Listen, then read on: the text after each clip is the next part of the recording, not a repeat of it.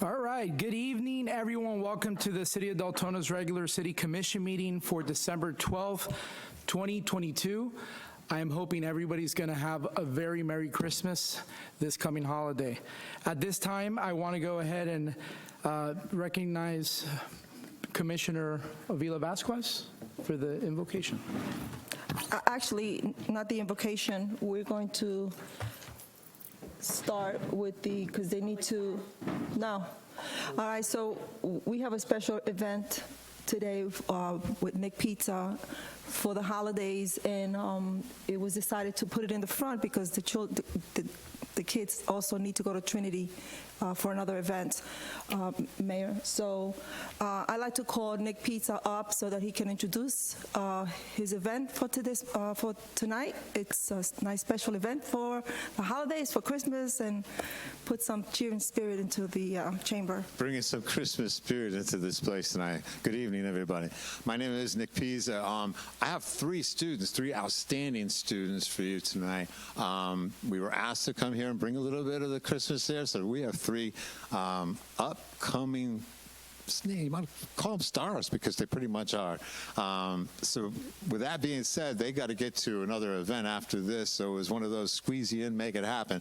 So we're going to make it happen right away, and we're going to start off with a young lady named Yaya Santos. She is from Trinity Academy, Christian Academy, and she's amazing. You'll love her.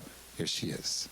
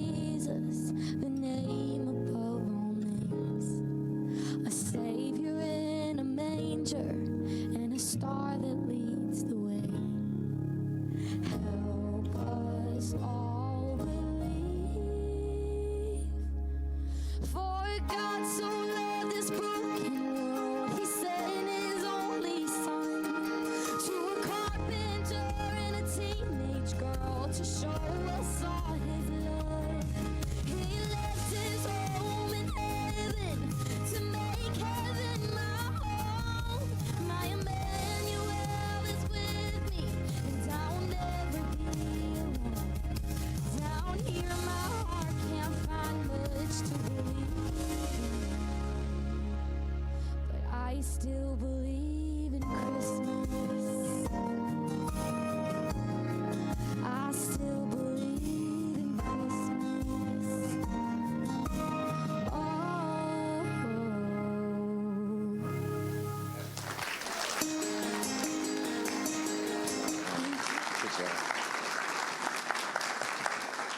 You can catch her. Yeah.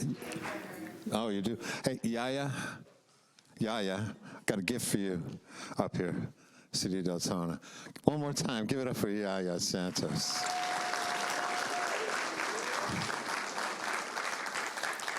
I want you to know, literally, guys, they've had like about 3 days' notice to get this on. So what a blessing for sure. This next young lady is 14 years old. She's from Pine Ridge High School. She's amazing. She's coming out. She's breaking out as well. Her name is Yorelis Merced. Come on.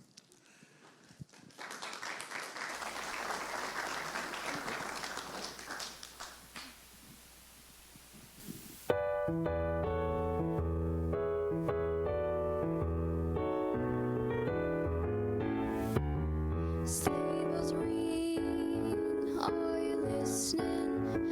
In the lane, snow is glistening.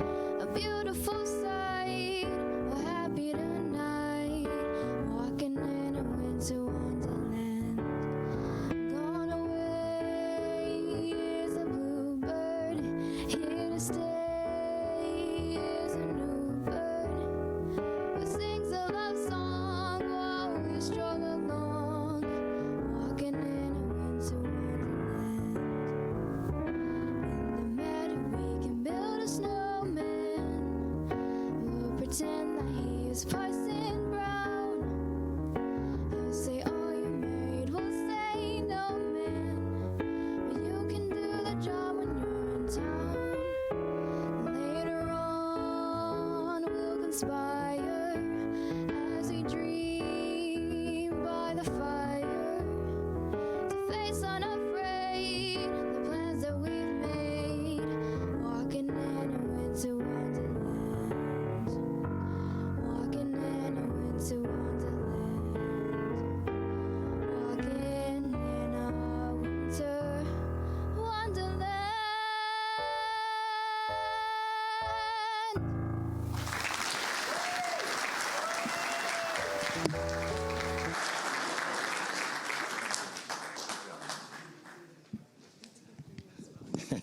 One more time, give it up for Yorelis from me.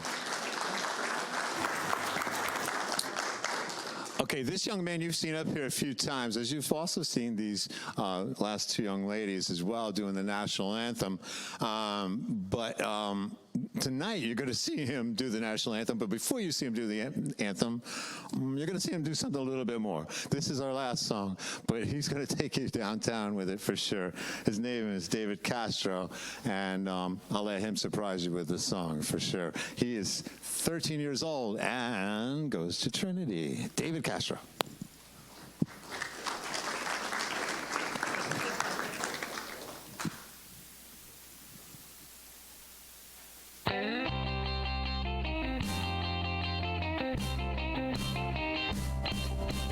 Out of all the reindeer, you know you're the mastermind.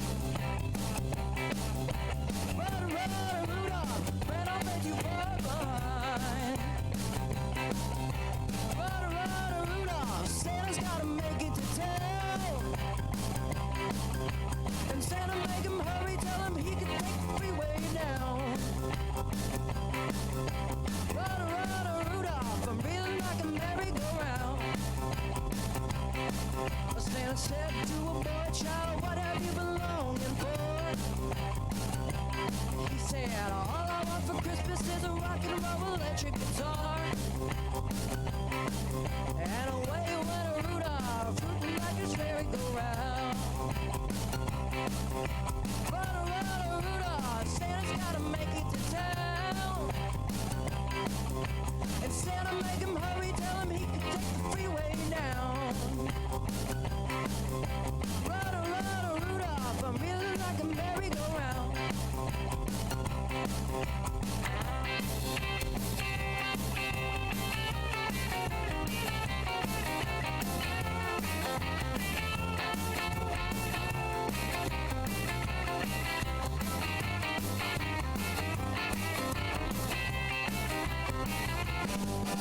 Rudder, rudder, Rudolph, Santa's gotta make it to town. And Santa make him hurry, tell him he can take the freeway down. Rudder, rudder, Rudolph, I'm reeling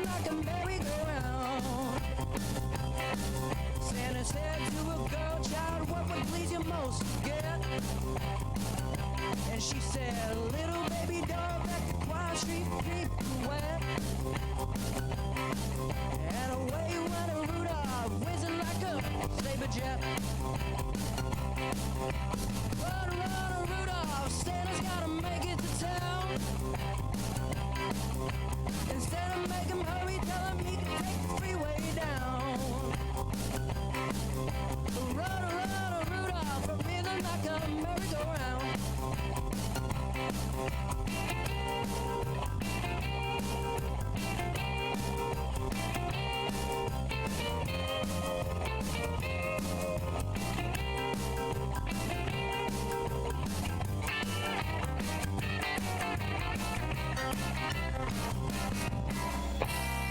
Thank you very much.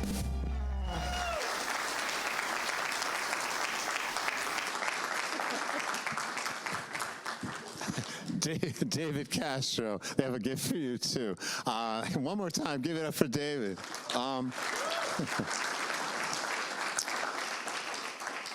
I could stay up here all night for you guys, but in all short, these kids in Deltona are amazing, and even the surrounding areas. But David, and our last production at the Youth Performing Arts Training Center, David was Conrad in Bye Bye Birdie. And I guess if you think about it, any of you know Bye Bye Birdie, you kind of get an idea what David was like on Bye Bye Birdie. He was quite amazing, for sure. We thank you, City of Deltona, for welcoming us to be here tonight. Thank you. And we look forward to any other possibilities we might have with sharing with you down the road. Again, Merry Christmas and Happy Holidays.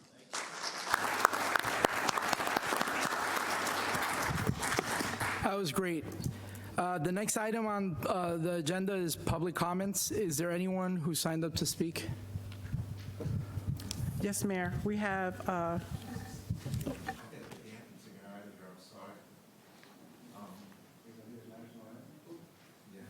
We'll come back to that. No, they've got to go to an event. Oh, they have to go to the event right now? Go. You bring him up? Yeah, please. Do you want to do? Maritza? Go ahead. Mayor, you want me to do roll call? Yeah, maybe. Yeah. Okay. Commissioner Villa Vasquez? Present? Commissioner Burbank? Absent. Commissioner Caldwell? Here. Commissioner Jody Lee? Here. Commissioner McCool? Here. Vice Mayor Bradford? Here. Mayor Villa? Here.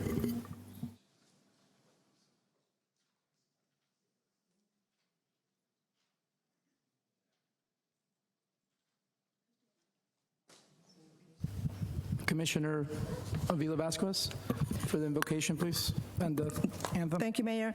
So I'm going to ask Nick Pizza one more time to come up and do the invocation.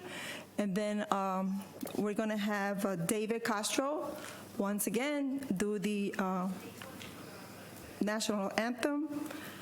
And then I am going to ask someone to do the pledge. I'll announce it afterwards. Okay. Would you all bow your heads with me, please? And rise, if you'd like. Please, yes. Stand as well. Heavenly Father, we thank you for this amazing evening tonight, showcasing your children. And I think it's a great way to start a meeting, Lord, when we showcase the children of our community. And we understand what we're really here for. We're here for them. We're not here for us. We're not here for our prestige or any of those other things. And if we are, maybe we should just be a little ashamed of that. And maybe what we need to do is surrender ourselves a little bit more to you. Lord, we invoke your presence here right now. We ask you to guide us with your insight and understanding. Give us the wisdom we need here tonight for our commissioners, our vice mayor, and our mayor, and through all of our staff, our city manager, our city attorneys, and all the other staff that have worked so hard, Father God, in the city of Deltona to make this a great place for its residents. We ask you tonight, Father God, to intercede on behalf of each and every citizen, Father God, to do what you do best, and that's bring peace and joy and hope and love. May we carry that through this meeting tonight. May our only goal here tonight is to serve the community, to serve you, and to give the glory and praise all to you as well. Bless us as a city, bless us in our goings and comings, and safely may we travel through the holidays, bring us safely into the new year, invoking your presence now. In Jesus' name we pray. Amen. Amen. And I'm going to ask our retired Sergeant Major, Army Special Forces Commissioner Jody Lee, to please lead us in the Pledge of Allegiance. Pledge of allegiance To the flag of the United States of America and to the republic for which it stands, one nation under God, indivisible, with liberty and justice for all.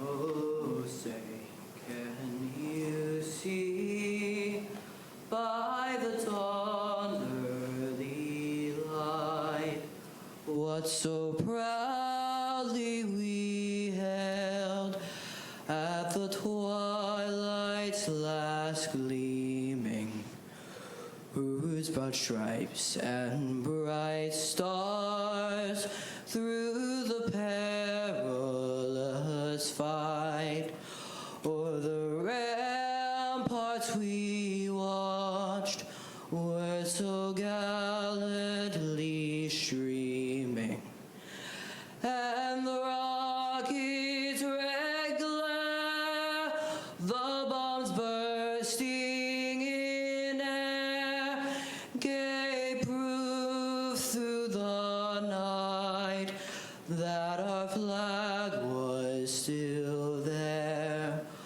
Oh, say does that star-spangled banner yet wave o'er the land of the free and the home of the brave?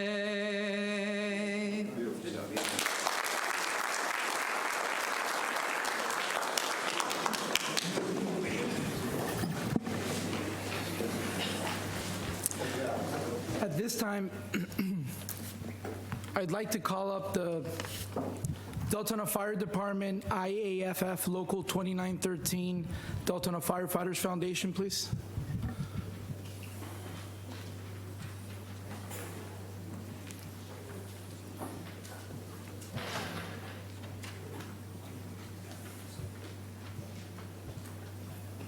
And as they come up here, and Chief Snyder as well, thank you. I'd like to personally thank, on behalf of this commission and the people on this dais, a big thank you for everyone that participated in the 2022 Christmas parade. Each float was able to donate some toys, which are the ones that you see up here in the front, and that's going to be given to the Operation Deltona Cares. So thank you all. It was a great turnout. It was an amazing event. So thank you, and thank you to our firefighters for helping us out. Thank you, Mayor. Just like to say real quick that we appreciate the city doing this.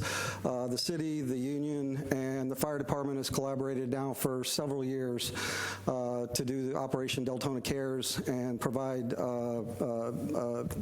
basically Christmas to some of the less fortunate people here in Deltona. All of our stuff stays here in Deltona, and without this part of it, we wouldn't be able to do near as much. And these guys are really the ones that really do it. They're especially Lieutenant Donaldson here. He took over for our Lieutenant Gallagher. She started it. He took it to another level, and they just really do a good job. So hundreds of families and hundreds of kids over the last few years have benefited from this, and it's cooperation from the city helping out with things like this that's made it happen. So I'd just like to say thank you to all of y'all up there, city manager, and all that have helped in the past. Thank you so much, and a huge shout out to our city staff as well that did an amazing job with the float. So thank you all. Thank you. We really appreciate it.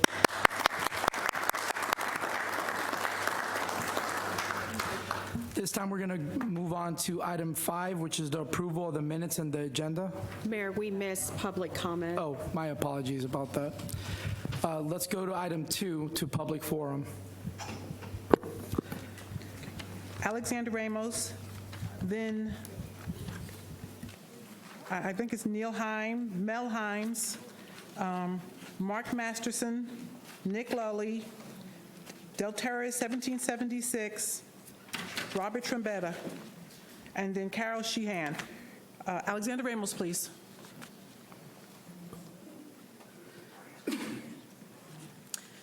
Good afternoon, Mayor and Commissioners. My name is Alexander Ramos. I am the president of a nonprofit called the Boaz Ramos Veteran Association. My hat's off to Sergeant Major, yourself. We are a nonprofit that was started in honor of my dad, who was a Purple Heart during the Vietnam War. He suffered quite a bit of injuries. He had a TBI. What we do is... Okay, can you hear me? Yes. Better? Okay. What we do is we actually help veterans that are indigent, homeless, or having problems with substance abuse or needing counseling. As of right now, both my wife and my father need extensive counseling for PTSD. My wife was injured in Iraq. My dad, like I said, in Vietnam. He has a TBI, and I just, especially during the COVID, I saw a lot of great need, especially for veterans. My dad especially went from being seen all the time to being stopped completely to where he wasn't seen in over a year. He ended up almost going blind, whatever was called a macular hole in his eye. It was almost detached completely.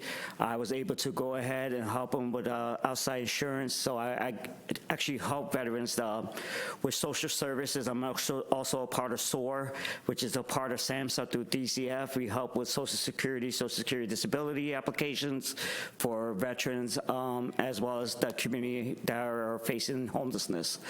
I also help with ACP, which through the Affordable Connectivity Program offers free cell phones to those who are either on Social Security disability, Medicare, Medicaid, and things like that.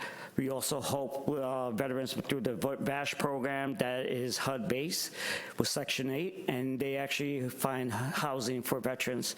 As of right now, there's not really anything in Central Florida for homeless veterans. The closest place you would have to go is all the way to Jacksonville. And if you're homeless, chances are you don't have a vehicle, so that's kind of redundant. I'm hoping that I get a little bit more help from my city of Deltona, especially Commissioner District 3, because you're my commissioner. And as far as the state has gone, they said reach out to you guys. When I reached out to had people that are really, really down and out, especially today, we were with my wife to the mental health clinic, and literally someone just had an episode. They just broke down, and they ended up being tackled and put in the Baker Act, basically. Now, this is somebody that served our country in 2 tours in Iraq, and I think that's unacceptable. I really feel like we could do a lot better. Now, hopefully, I can explain a little bit more, but you guys, I know time's short, so I just wanted to let myself, make myself available to you guys. Appreciate it. Thank you, Mr. Ramos. Mel Himes, please.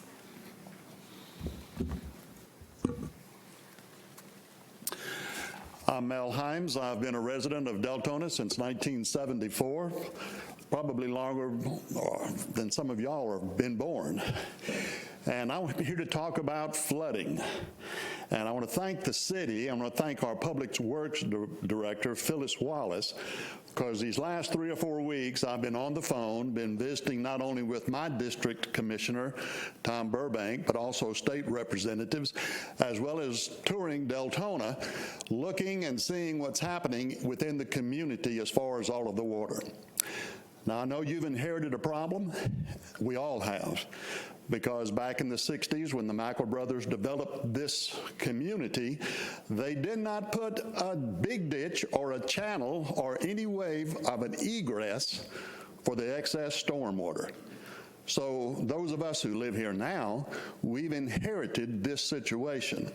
And I want to thank our city for doing all that you've been doing, but I've got two issues, and I want to cover them as quickly as I can. First, I want to talk about this emergency order that was given, and I've downloaded it. It's public information, as well as maps, topographical diagrams of all of the chain of lakes here in Deltona. I'm privileged to have 30 acres on Lake DuPont, but I'm here to tell you that 422 acres of water right now is still at an all-time high. And it's being drained into Lake Doyle, which is a 30-acre lake on the east side of Doyle Road. It drains into Bethel Lake, and Bethel Lake is supposed to have a small creek that drains into Lake Monroe. Well, I fished that area. I can't find that creek. And if it's there, it's unnavigable. And right now, that's the only way that water is being dispersed from the Deltona area. Now, I know in talking with Public Works that there are other alternatives, and that can be pumps and hoses and pipes put on the east side of our city and ran out to the Deep Creek Preserve, 8,000 acres where water can be dispersed. I also know that these creeks, these canals, and these drains that we've had now for, 60, 70 years, they need to be either dug deeper, wider, or maintained in a much, much better way for the flow of water. And there are folks right now who are having to use a porta potty in their driveway because they can't flush a toilet. And so this is not just something that ought to be just set on the desk. There ought to be some emergency orders made for all of this water to be dispersed as quickly as it possibly can. And that's an immediate thing. Long term, we all need to look at what we're going to do with all the future development here in Deltona. 435 miles of paved road, over 100,000 residents, the largest city in Volusia County, and we couldn't get the governor to come over here to visit, but he did visit Daytona Beach. We ought to be ashamed of ourselves. He should have been here and seen the devastation and talked with you folks and everybody else. So we've got to get together and make some plans if we're going to continue to allow development to come into this community and for houses to be built and folks to move in. It's in your lap. You've inherited the problem. I pray that you'll address it as quickly. Thank you, Mr. Himes. Thank you, sir. Mark Masterson, please.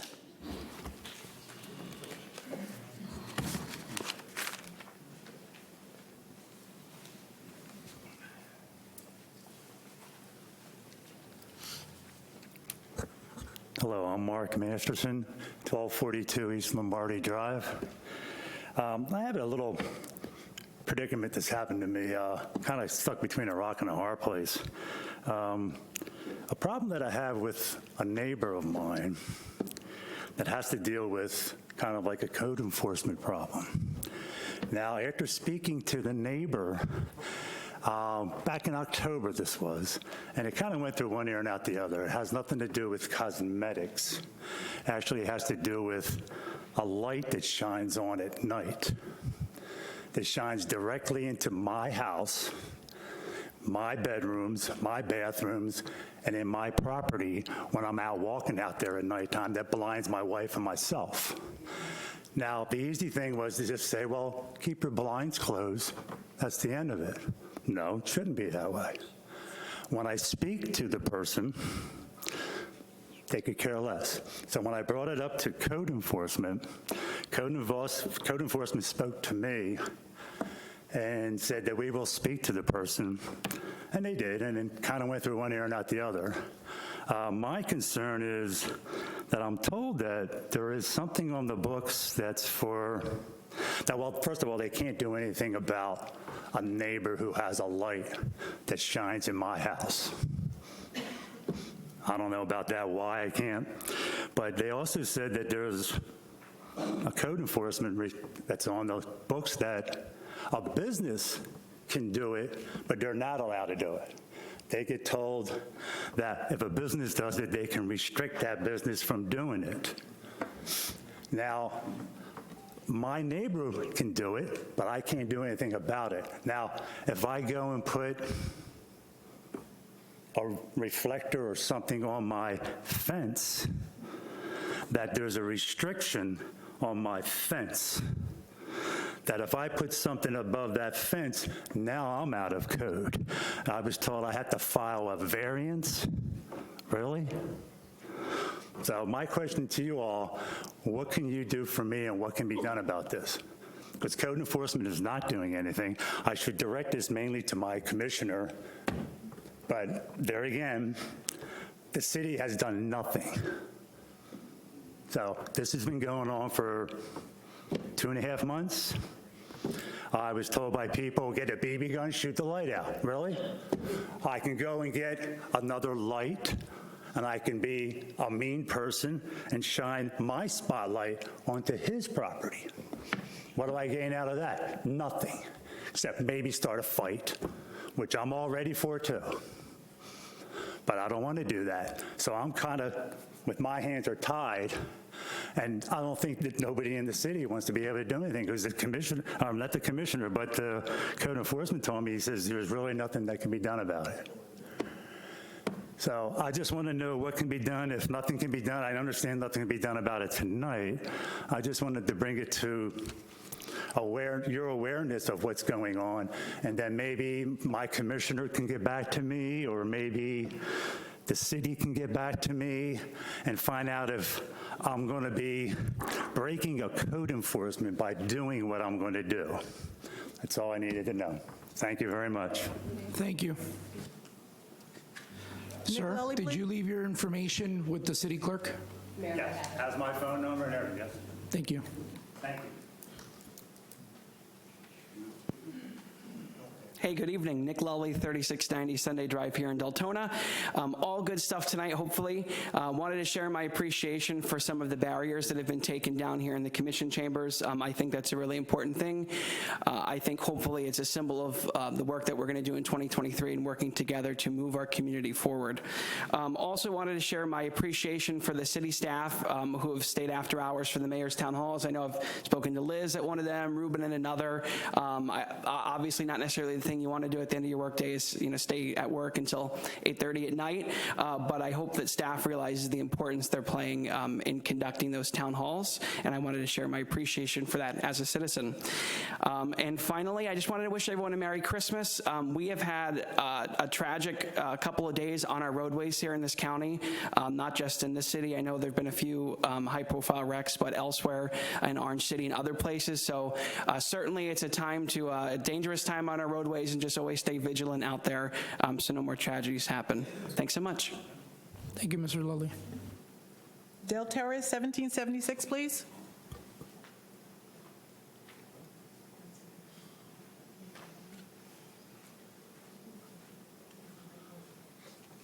So this is kind of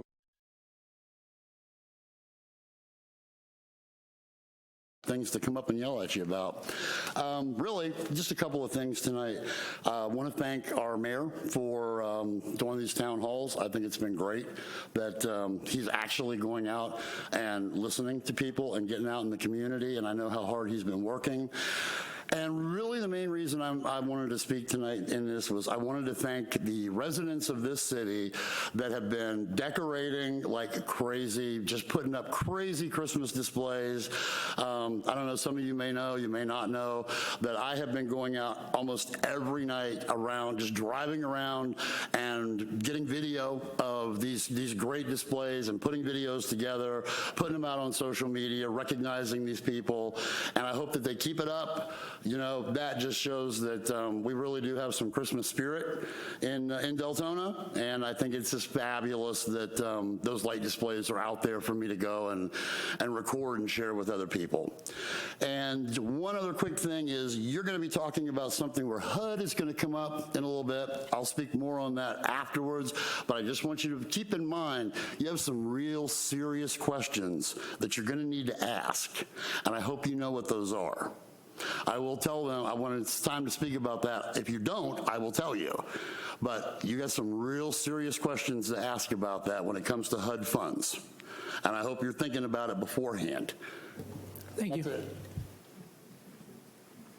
Robert Trombetta, please.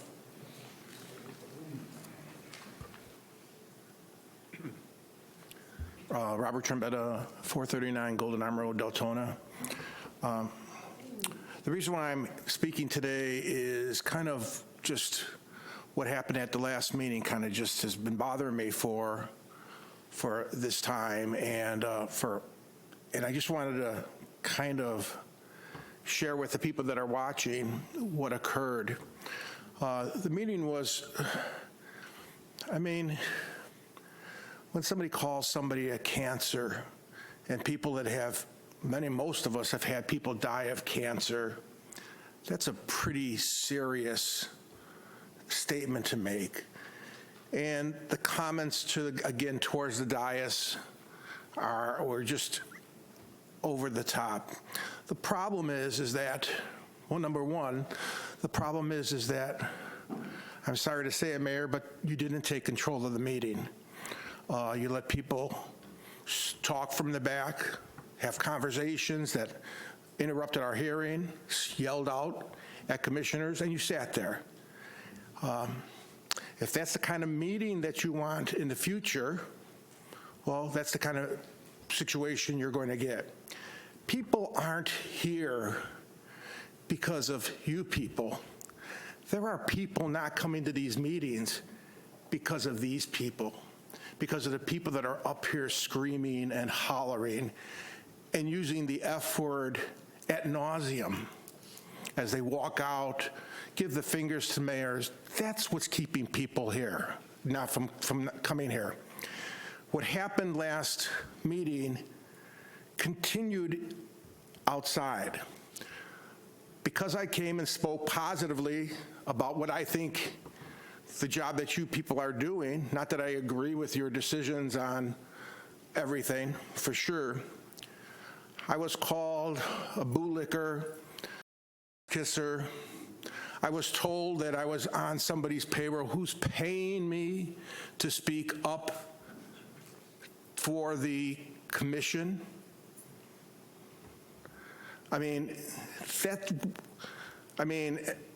this got carried on way too far. I didn't feel physically threatened, but I was verbally threatened. This can't happen. You'll have nobody come into these meetings if this continues. This can't go on. So please, I'm glad to see that we have our sheriff's department here in full force. But people need to feel safe coming here. I know that people don't. People have told me they stopped coming when people started screaming and yelling and using foul language. So, Mr. Mayor, take control, please. Do your job. Follow your oath so that we can have a productive city commissioners meeting. Thank you. Thank you. Carol Sheehan, then David Sosa, then Richard Bellick, then Adam Vasquez. Carol Sheehan, please.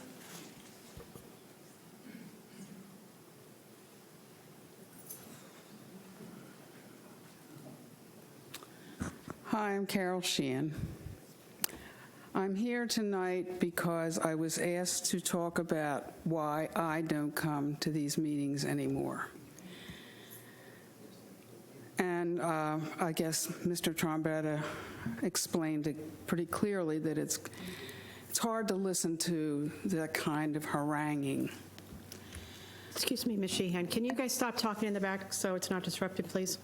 And I want to say that I can understand why people would be fearful, because I had an incident occur to me several elections ago when I was at my tent handing out literature.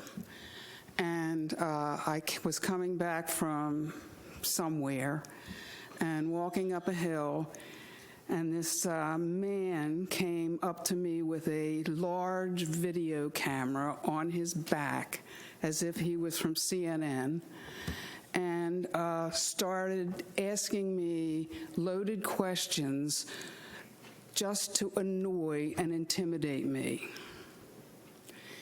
And I was walking up a hill, and he was starting to get in my path to block my way, and I said to him, "Get away from me." The next thing I know, because I grazed his shoulder or his arm or something, I was taken to court because I had assaulted him. It's getting scary here. I'm 80 years old, and I'm not comfortable coming to these meetings. And I please hope you will do something about it. We don't need this behavior here. Thank you. Thank you. David Sosa, please. Former Commissioner David Sosa.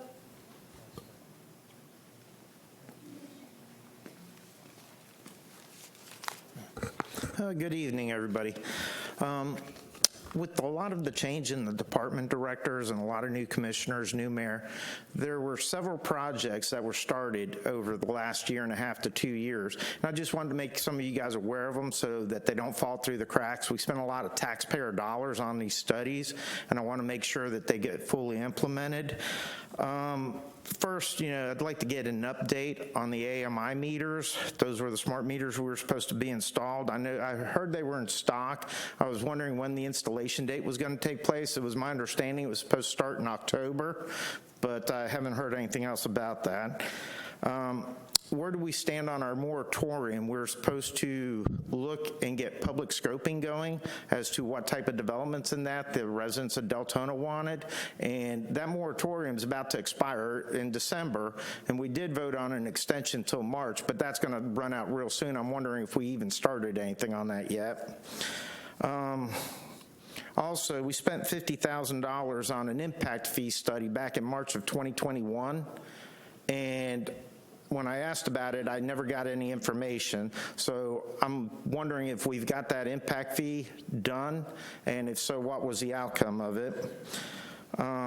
Then where do we stand on amending Chapter 74 of the Land Development Code, which was the pass-through agreement? I know it was supposed to be for new development only, but the last time it came up and was presented, it just got really convoluted, and it wasn't what it was initially designed for. So I'm wondering if we're going to go ahead and readdress that and what we're going to come up with on that.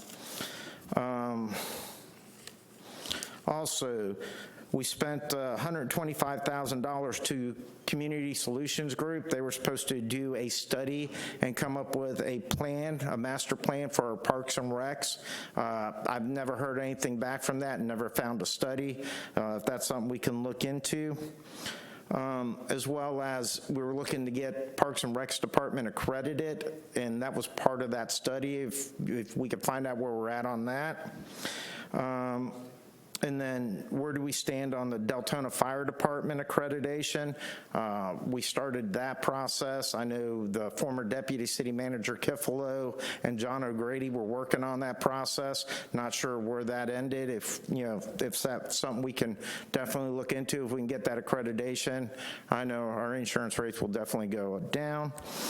And last, we had ABM doing a study of all our buildings to make sure they were ADA compliant and to make sure, what cost-effective processes we could use in our buildings to reduce the cost, have a cost savings going. That was supposed to be presented by August, September. That never materialized. I'm curious where we're at on that. And then, the last was status on Hickory Oaks lawsuit. Where do we stand on that? That was Resolution 2021-26. We set aside $200,000 for legal fees. I asked multiple times how much of that money has been spent and on what, and never got an answer. If we could look into that as well. All right, thank you. Hope everybody has a Merry Christmas. Thank you. Richard Bellick, please.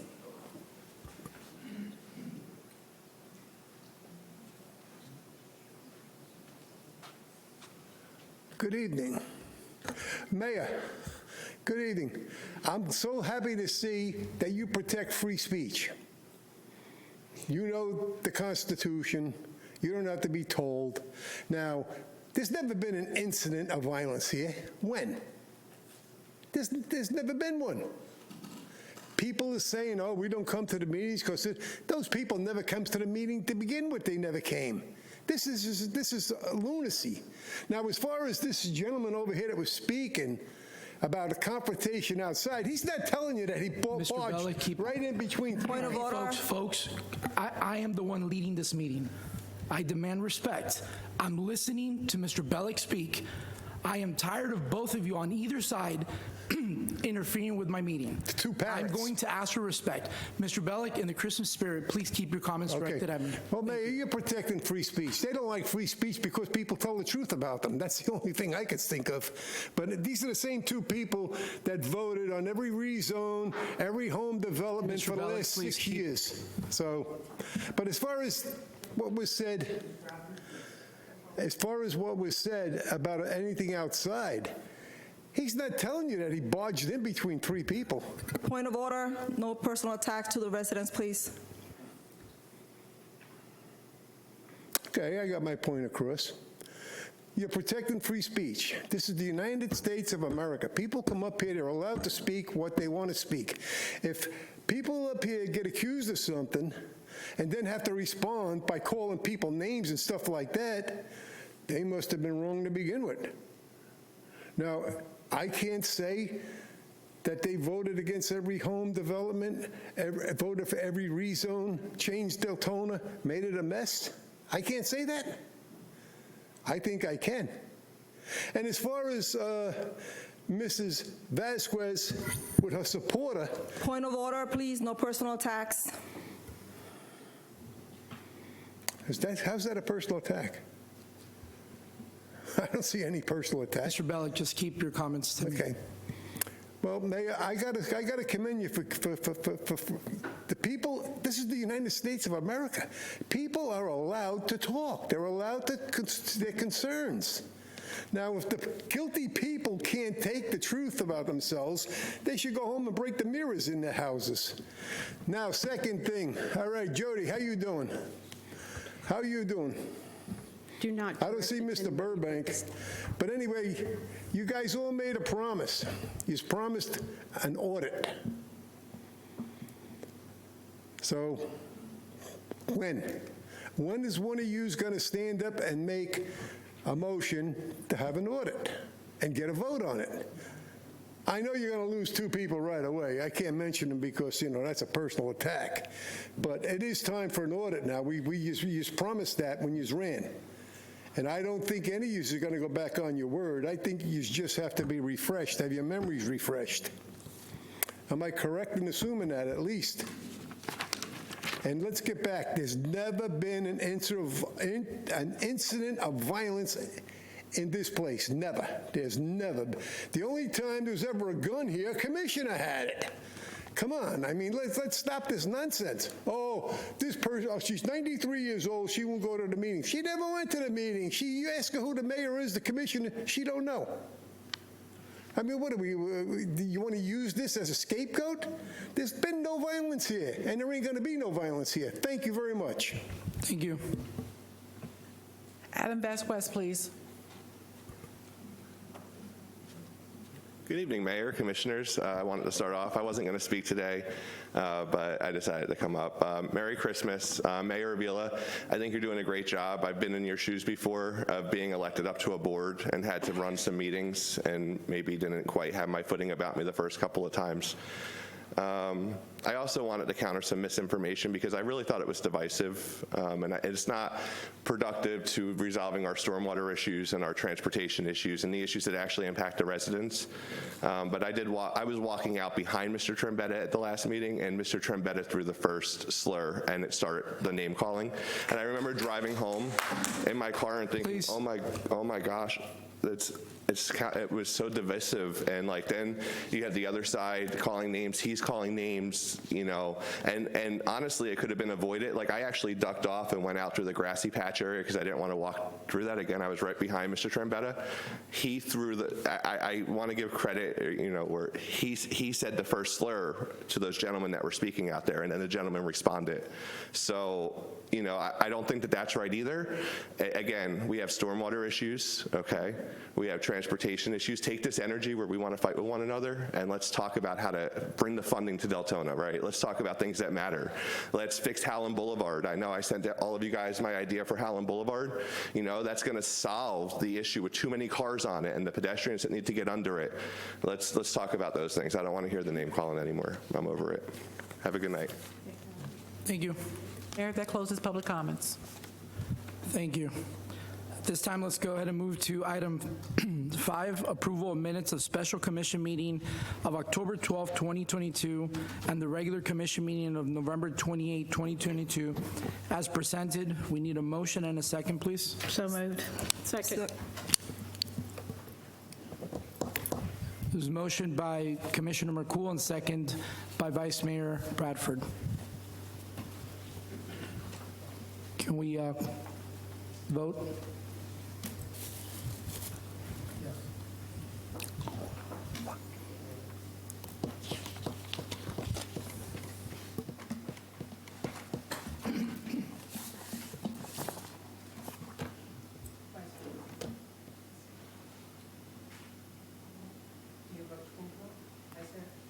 No. The screen keeps going down again. Why you always got to be trouble? I know. Trouble. It keeps going into lock room, too. No? It keeps going back into lock room.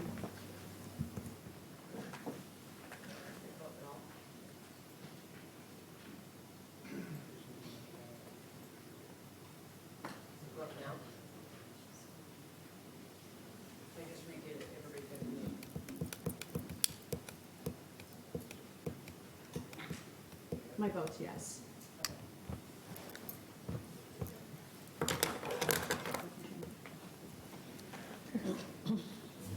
The motion passes unanimously, 6-0. At this time, we're going to do proclamations. Excuse me. To Glenn Ritchie Sr. and Halifax for their generous donations to the City of Deltona's Thanksgiving Turkey Dinner Drive-Thru. At this time, I'll call on Commissioner McCool to read the proclamations presented to Glenn Ritchie Sr. and Halifax. Thank you very much.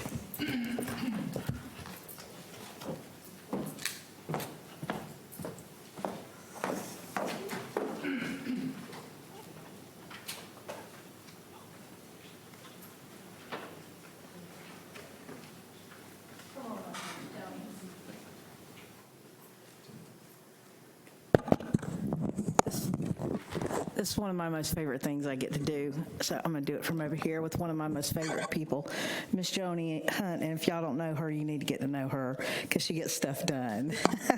It's an honor to do this.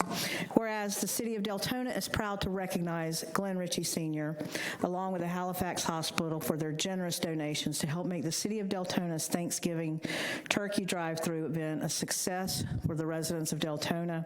And whereas through their generous donations, the City of Deltona was able to distribute over 500 turkeys to our residents on Saturday, November 17th at Dewey O'Boster Park. And whereas Mr. Glenn Ritchie Sr. has a long list of achievements with Halifax Hospital, including but not limited to being a member of the Halifax Health Board of Commissioners since 2000 and the Halifax Health Foundation Board of Directors since 1993 and the foundation's president from 1999 through 2011.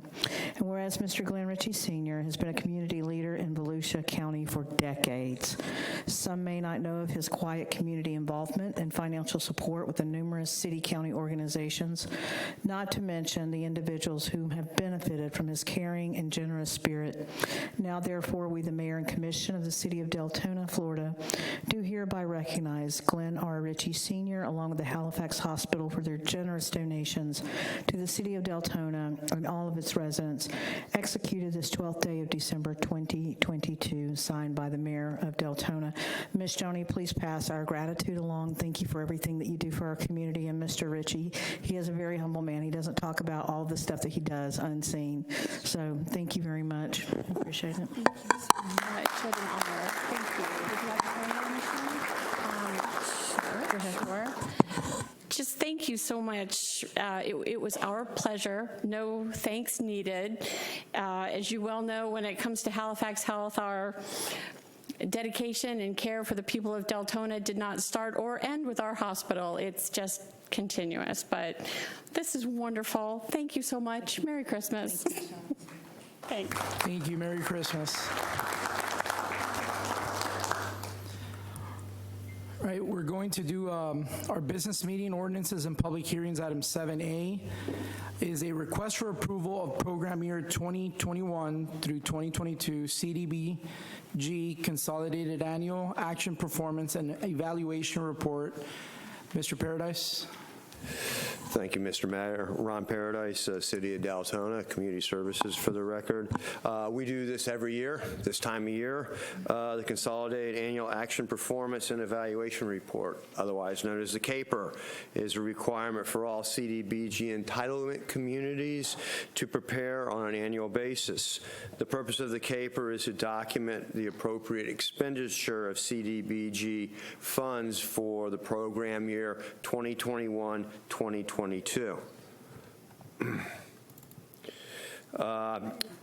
During the program year 2021-2022, the city spent CDBG money on administration. We did some significant improvements to Campbell Park, which was located within a CDBG target area known as an area of greatest need. And we also funded several public service entities as well. Staff is recommending the commission accept the report and direct the city manager to transmit the CAPER to the United States Department of Housing and Urban Development. I'd be happy to field any questions you all may have with regard to this. Is there any questions from the commission? Seeing that there's none, we'll now move to public comment. Del Terrace 1776, please.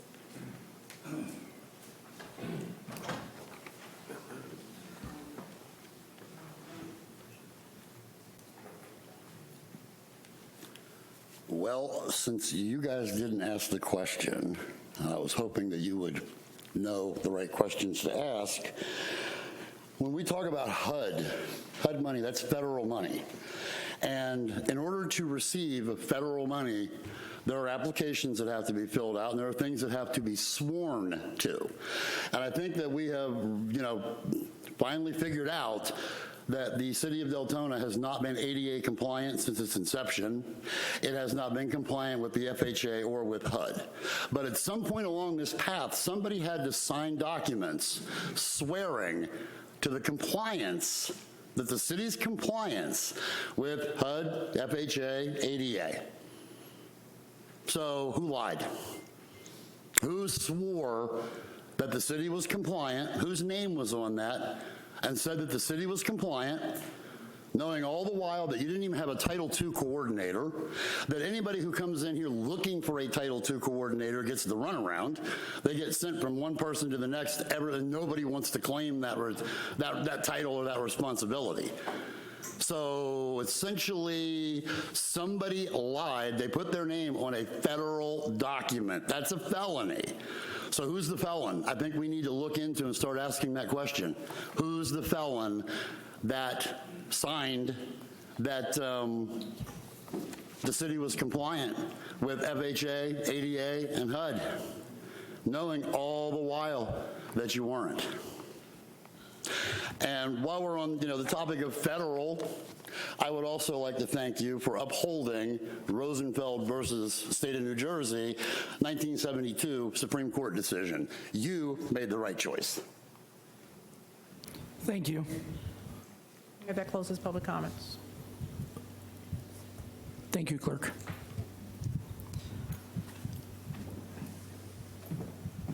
All right, we need a motion and a second. Vice Mayor Bradford. I hereby move to approve the program year 2021-2022 Consolidated Annual Performance and Evaluation Report, CAPER, and direct the interim city manager to transmit the report to the U.S. Department of Housing and Urban Development. The interim city manager has the authority to make corrections of Scribner errors and the like. Do I have a second? Second.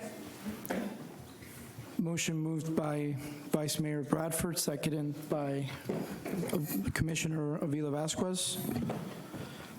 May we vote, please?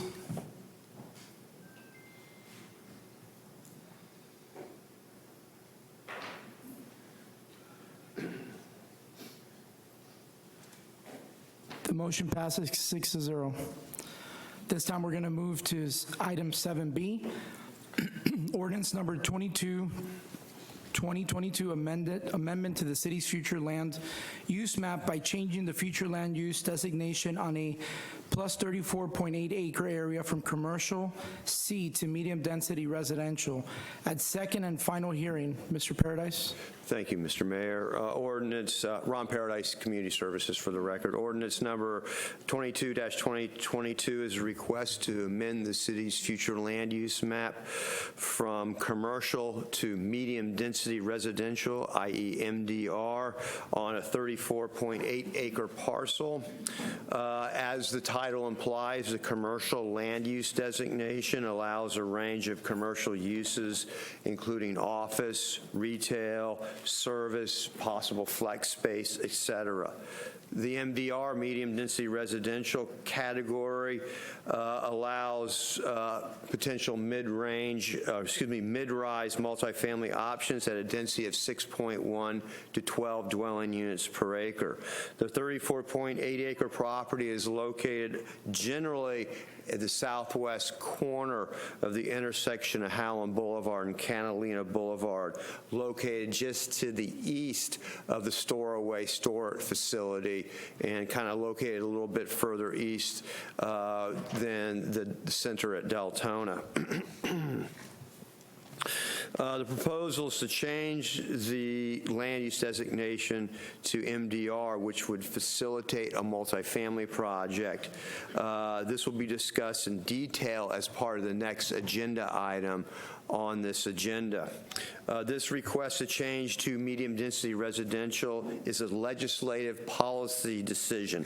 Really, the question before the City Commission is this change from commercial to medium density residential appropriate for the city now and into the future. This request was approved at first reading on November 7th, 2022.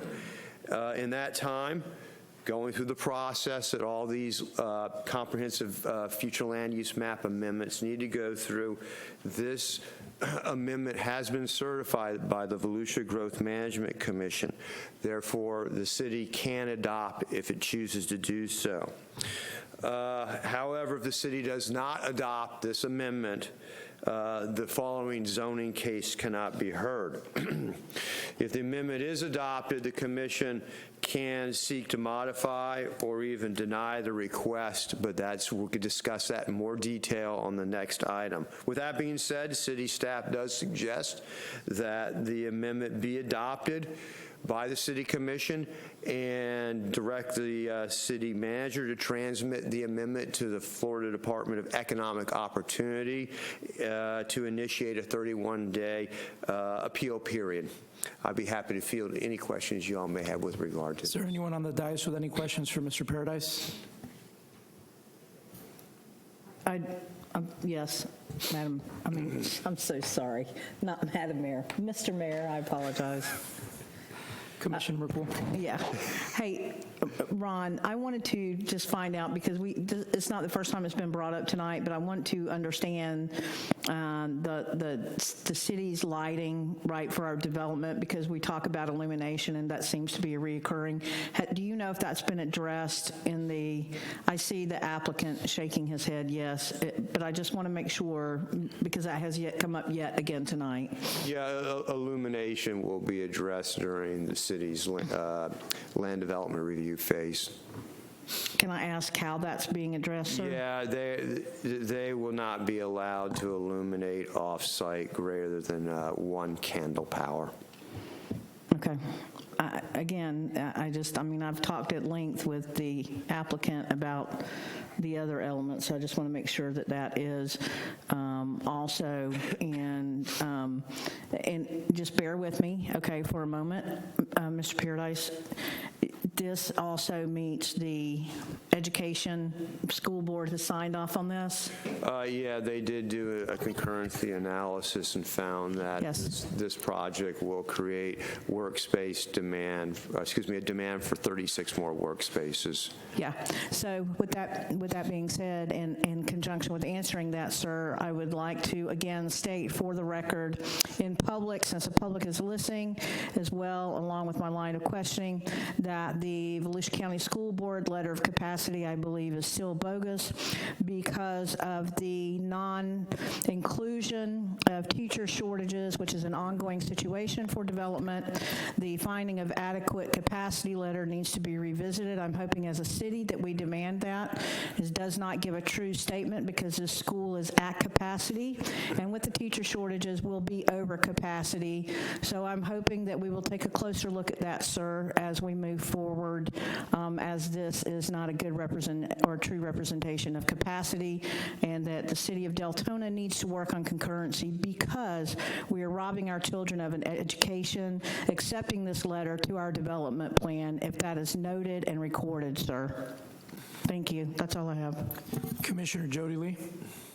I just know there's a statement from Commissioner Burbank that's not here concerning this ordinance.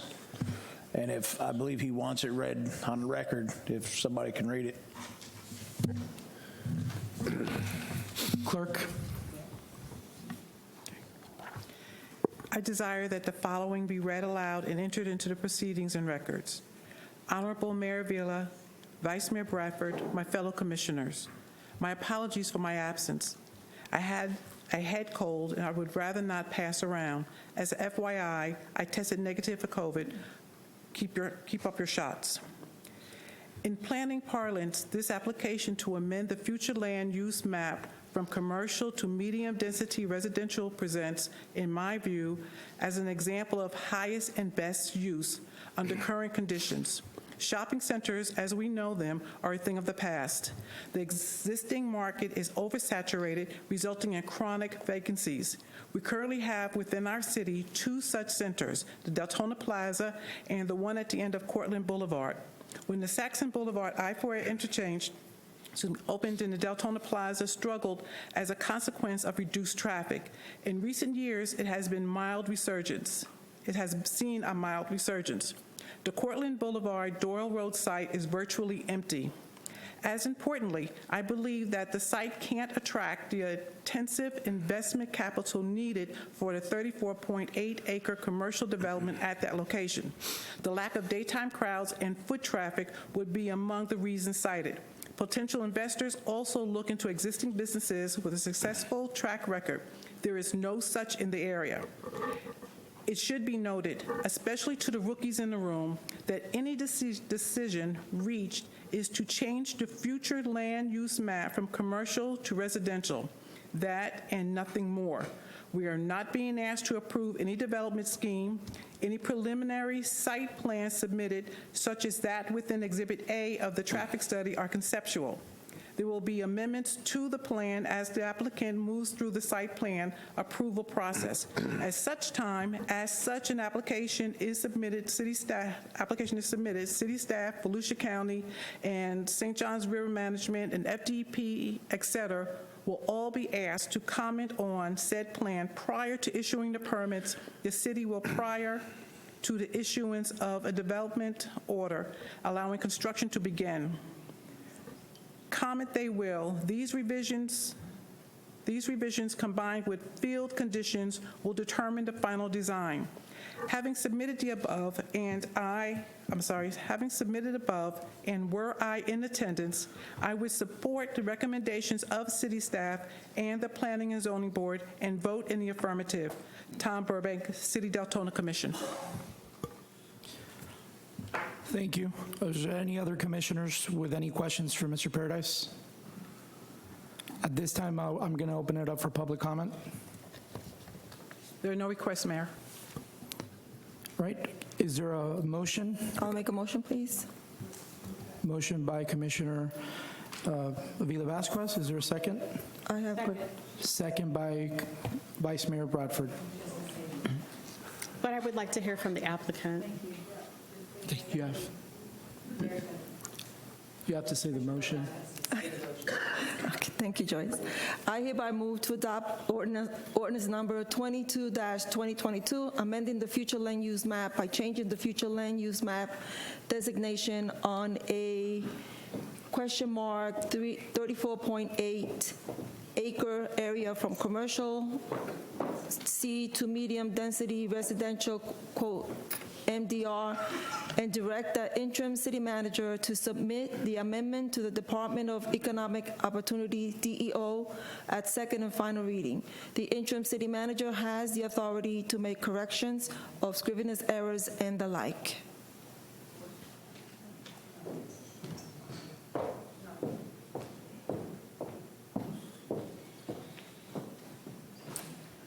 Madam Attorney, is this a quasi-judicial hearing? No, Okay. no, Commissioner. It is not. It is administrative.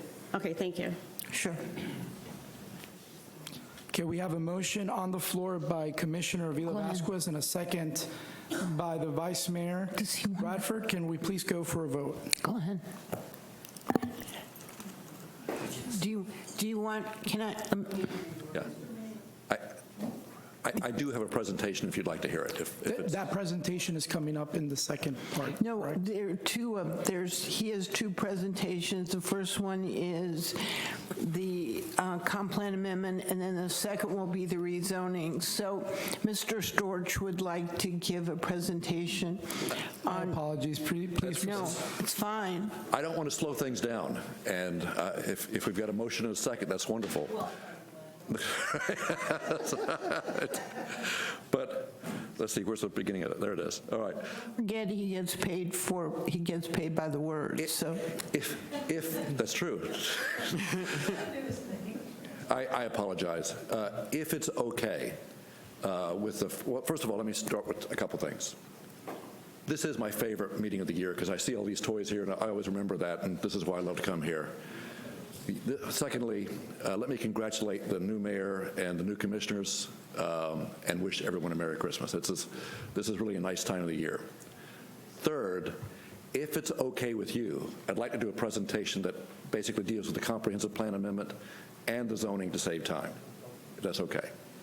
And the mayor and the city attorney said it was okay if it's okay with you all. I'm okay with it. I don't have any issues. I don't see a problem on this, but when we get to the next hearing, we have to observe different rules. I understand. Okay. So this is, because of the fact that this is a presently zoned commercial, even though it is, the first reading has changed it already to, for medium density, I need to explain what we're doing as far as the comp plan amendment.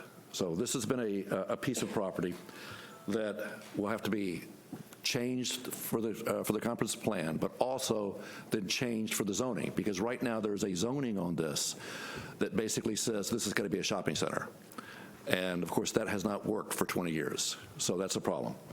So the bottom line is that when I do this, I'm going to do it two ways. One is the comprehensive plan changes what the use is going to be, the general use, and then the zoning goes into the specifics of exactly what we're going to do. It's a contract between the city and the landowner as to exactly what we're required to do, what we've agreed to do, what the city has asked for, and what we put into that agreement. So right now, the project that we're proposing is consistent with the comprehensive plan designation that we're asking for, the medium density residential comprehensive plan. And the real issue has been that this piece of land has been sitting there, zoned commercial, owned by Darrell Carter and his family, who is one of the most preeminent real estate firms in the entire state. He's done his best to try to sell it during this entire time. He cannot sell this for commercial, and there's a number of reasons why. And if you'll look at your staff report, it goes into the reasons why. There's the access off of Howland. You have a big curve there. You have no sight views. There's all these reasons why you could not do this. And one of the reasons why is traffic, the traffic it would generate. Because the traffic it would generate under a commercial designation is huge compared to the traffic that would be generated by the proposed project. So we're lowering the traffic generation, but also doing it in a manner that will allow this to function properly and to allow for investment in the city of Deltona. So again, he's attempted for 2 decades to try to sell this. He is here to testify to that if you need to hear him, but if not, we'll keep on going. Okay. So these are the reasons why, under your staff report, why it's appropriate to change this from commercial to medium density. The primary access cannot handle the full movements. The county has made it clear they will not give us an access with full movements because of the curve and because of the way Howland is currently designed. The visibility is limited. There's a shift in consumer shopping preference. As someone indicated, no one is going to be having, as Commissioner Burbank, I guess, indicated, no one's going to be doing shopping centers like they used to. It's just changed. Everything has changed.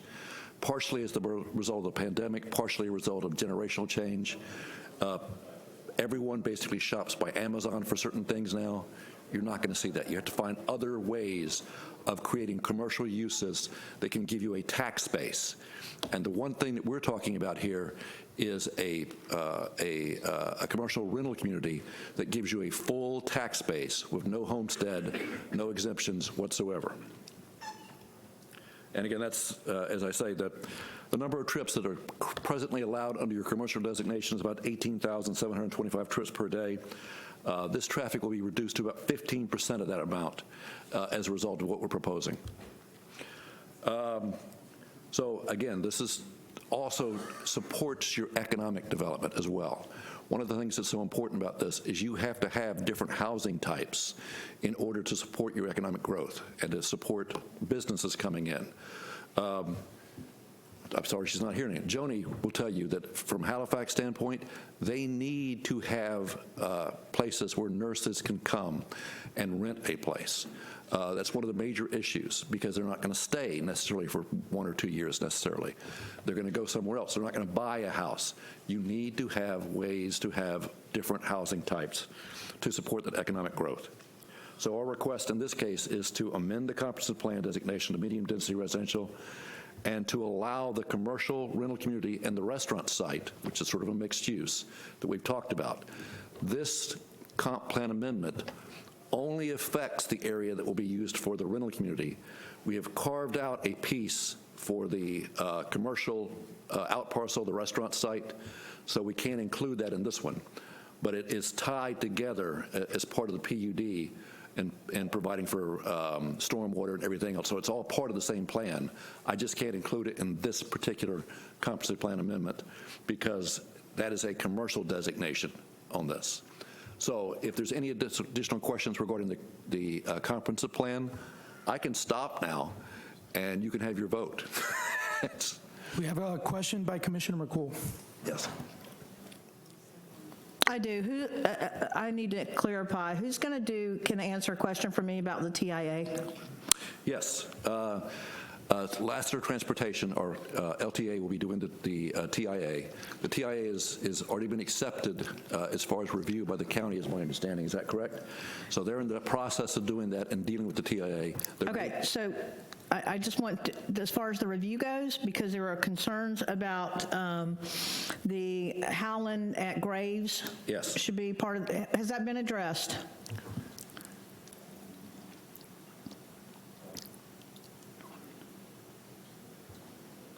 If it has not been addressed, we will raise the issue as an issue that you have, and we'll raise that when we're talking to the county. Okay, because the intersection of Howland and Gray should be considered study intersection as one of the critical intersections. About 55%, I would think that we would have that at 55% of the traffic is going through that area. So I just want that answered, please. Yeah. The roadway segments here, the study segment, did we study Howland to Providence to Elkham? Did we do that? Did we address that concern?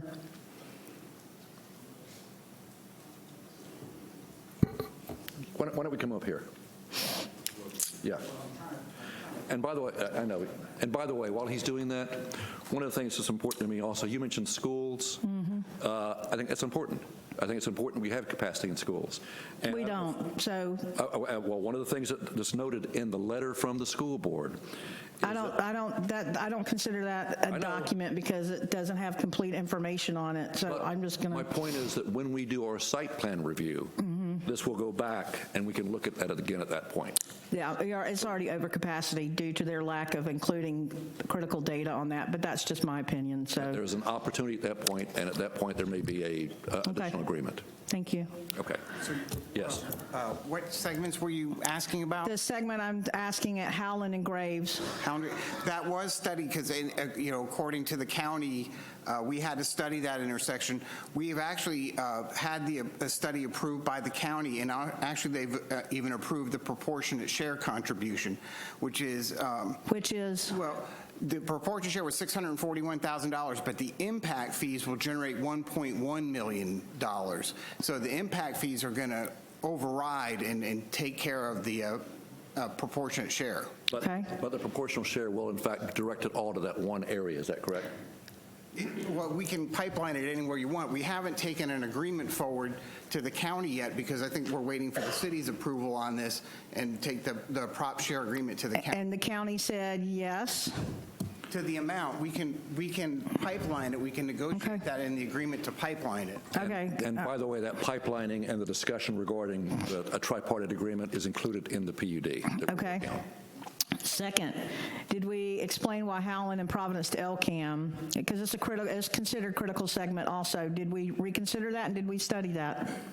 What was that again? Howland from Providence to Elkham Boulevard, on Howland Boulevard from Providence to Elkham. Yeah, from 472 to Wolfpack, Wolfpack to Catalina. I don't. Okay, so I'm talking about, it figured as a critical, near critical part, okay? So I'm asking, did we get that study done? Yeah, I've got a map here of all there's like 13 segments that are critical or near critical that have been included in this study that was approved by the county. Okay. And was the Howland from Providence to Elkham included in the critical, near critical? Invested critical, we have Howland Boulevard from 472 to Wolfpack, and from Wolfpack to Catalina, it's near critical. Okay. And I just want to clarify the LOS for that. There was a concern that in addition, the LOS impact for the segment 3.85%, which is higher than the 3%. The 3% significant should be yes instead of no. Did we correct that? I'll have to look that up. I would like to get an answer on that. That would be fantastic. And we can discuss some of these questions when we're going through the PUD. Okay, I just want to know, and for also, we answered the restaurant site. We talked about that. Absolutely. Okay. We talked about the buffer. And by the way, I've incorporated the requirement for providing the stormwater for the restaurant site into the, okay, good. We talked about that. The buffer 25, that is with, I am understanding, the wall, correct? 25-foot buffer with the wall, That's concrete correct. wall? If when we're going through the next segment, the PUD, all of those are in the contract itself. Madam Commissioner, I was going to suggest that some of the questions you have, Glenn's going to be answering in the second part of his presentation. And particularly the traffic data that you were asking for, that can all be presented in their second public hearing, yes, Glenn? It could, but I can answer it right now. Okay. So That's what I'm saying. When you fold the two in, I understand that the hearing is different, and I understand that. So tell me which we will discuss the pass-through, because I want to have the pass-through done. I want that crystal clear before we start these larger projects, and we've dropped the ball on that, as Mr. Souza brought up. I've asked about that no less than 3 times now, that we get that ordinance done. It's come through once. And the trees that we were talking about, the historical trees. So please to tell me when you want me to bring that up. yeah, it is typically brought up during the PUD, but I have no problem discussing it now. Okay, well, we folded the two in, so I'll wait until the next time. So then, well, let me keep going to the process, then. Is that okay, Mayor? Sure. I think let's move forward. Let's have the city attorney go ahead and read the ordinance, because we already had a motion, we have a second, and then we can answer the rest of those questions in the second half. Great idea. Okay. Now I got to find the ordinance.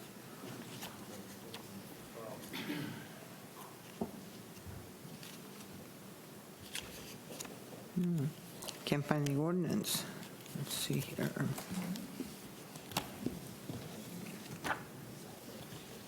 Hey, Ron, do you have the ordinance? Wait a minute. Okay, I found it. Got it. All right. Ordinance number 22-2022, an ordinance of the City of Deltona, Florida pertaining to the comprehensive plan, providing for a small-scale future land use map amendment for a portion of the property located at 2965 Howland Boulevard, referenced as parcel A109-00-00-0064, and for all of parcel 8109-00-00-0070, located just north of Catalina Boulevard from commercial C to medium-density residential MDR, providing for conflict, severability, and effective date. Clerk, can we please call a vote?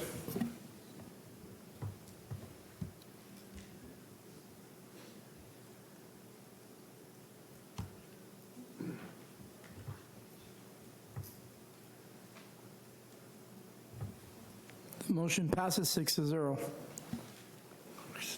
Next, we're going into ordinance number 24-2022, amendment to the official zoning map to rezone approximately 34.83 acres of land from business planned unit development and retail commercial district C1 to City of Deltona residential planned unit development, ARPA, at first reading. Now, this is a quasi-judicial review process, so I will ask the city attorney to please. Yes, and Glenn was trying to prevent us from doing our job correctly. But anyways, so this is quasi-judicial, and it does carry certain differences than what you all did with administrative. So this is the one where I'm going to get up and swear the people that need to be sweared, or maybe some that don't need it, but we'll do it anyway. And then I'll turn it back to the mayor. The mayor will then ask each commissioner to relay any ex parte communications they may have had in this matter. And then when that is done, then we'll go back to Ron. He'll do the intro, and as quickly as possible, turn it back over to Mr. Storch. So at that point, I would need anybody who has received a notice from the city with regards to this property as having an interest. We have an owner list, so you would have received a card notifying you from the city. And if you are, then you have standing in this case, and I'll need to swear you in. So if you'll please stand and raise your right hand. And also, Mr. Storch, any of your people, witnesses, or folks that might need to testify, if they will stand also and swear in. Other people who do not have vested interests, you may also, you don't have to be sworn in, and you may fill out a card to comment on this case if you would like to. So if you'll all swear to tell the truth and nothing but the truth, so help you God. Thank you. We do. Thank you. Okay, Mr. Mayor, now if you'll ask about ex parte. Thank you. So at this time, I'm going to start with Commissioner Caldwell. Do you have any ex parte communication? Commissioner Jody Lee? I've been to the property. I spoke to Mr. Paradise about it. I spoke to Mr. Starch about it. That's about it. Commissioner Avila Vasquez? I've driven around the area. That's about it. Commissioner McCool? I met with a shark and I drove by the property. Oh, I'm sorry, Mr. Storch. I met with Mr. Storch and drove by the property. Vice Mayor Bradford? I've spoken with Mr. Storch. I've had conversation with a couple residents, and I've also had emails back and forth with residents as well. Went through the area and also looked up the area on the line. And I have driven by the property. I spoke to Mr. Stark as well, and I've spoken to multiple residents regarding the property. So, Mr. Ron Paradise? Thank you, Mr. Mayor. Ron Paradise, Community Services. I think I got kind of a prompt from the city attorney to be brief here on this. I'm going to try to do my best on that, but sometimes those are mutually exclusive concepts. Ordinance 24-22 is a request to rezone 34.83 acres of land from business plan unit development and C1 retail commercial to residential plan unit development, RPUD. The 34-acre parcel is generally located southwest corner, intersection of Catalina Boulevard and Howland Boulevard, just to the east of the storage facility. The project will consist of no more than 280 cottage, duplex, and townhome units as part of what is known as a build-to-rent project. I'm trying not to steal the applicant's thunder on this, but the build-to-rent product creates a condition where the units will not be sold off under a fee-simple arrangement, and the whole property. Mr. Paradise, give me a minute. Guys, can you please just keep it down a little bit in the back? Mr. Paradise, continue. Yes, sir. The project will be taxed at an assessed rate and not influenced by tax exemptions like the homestead exemption or Save Our Homes or something like that. In short, the project will be beneficial for the city's tax base. All plan unit developments are associated with a written development agreement.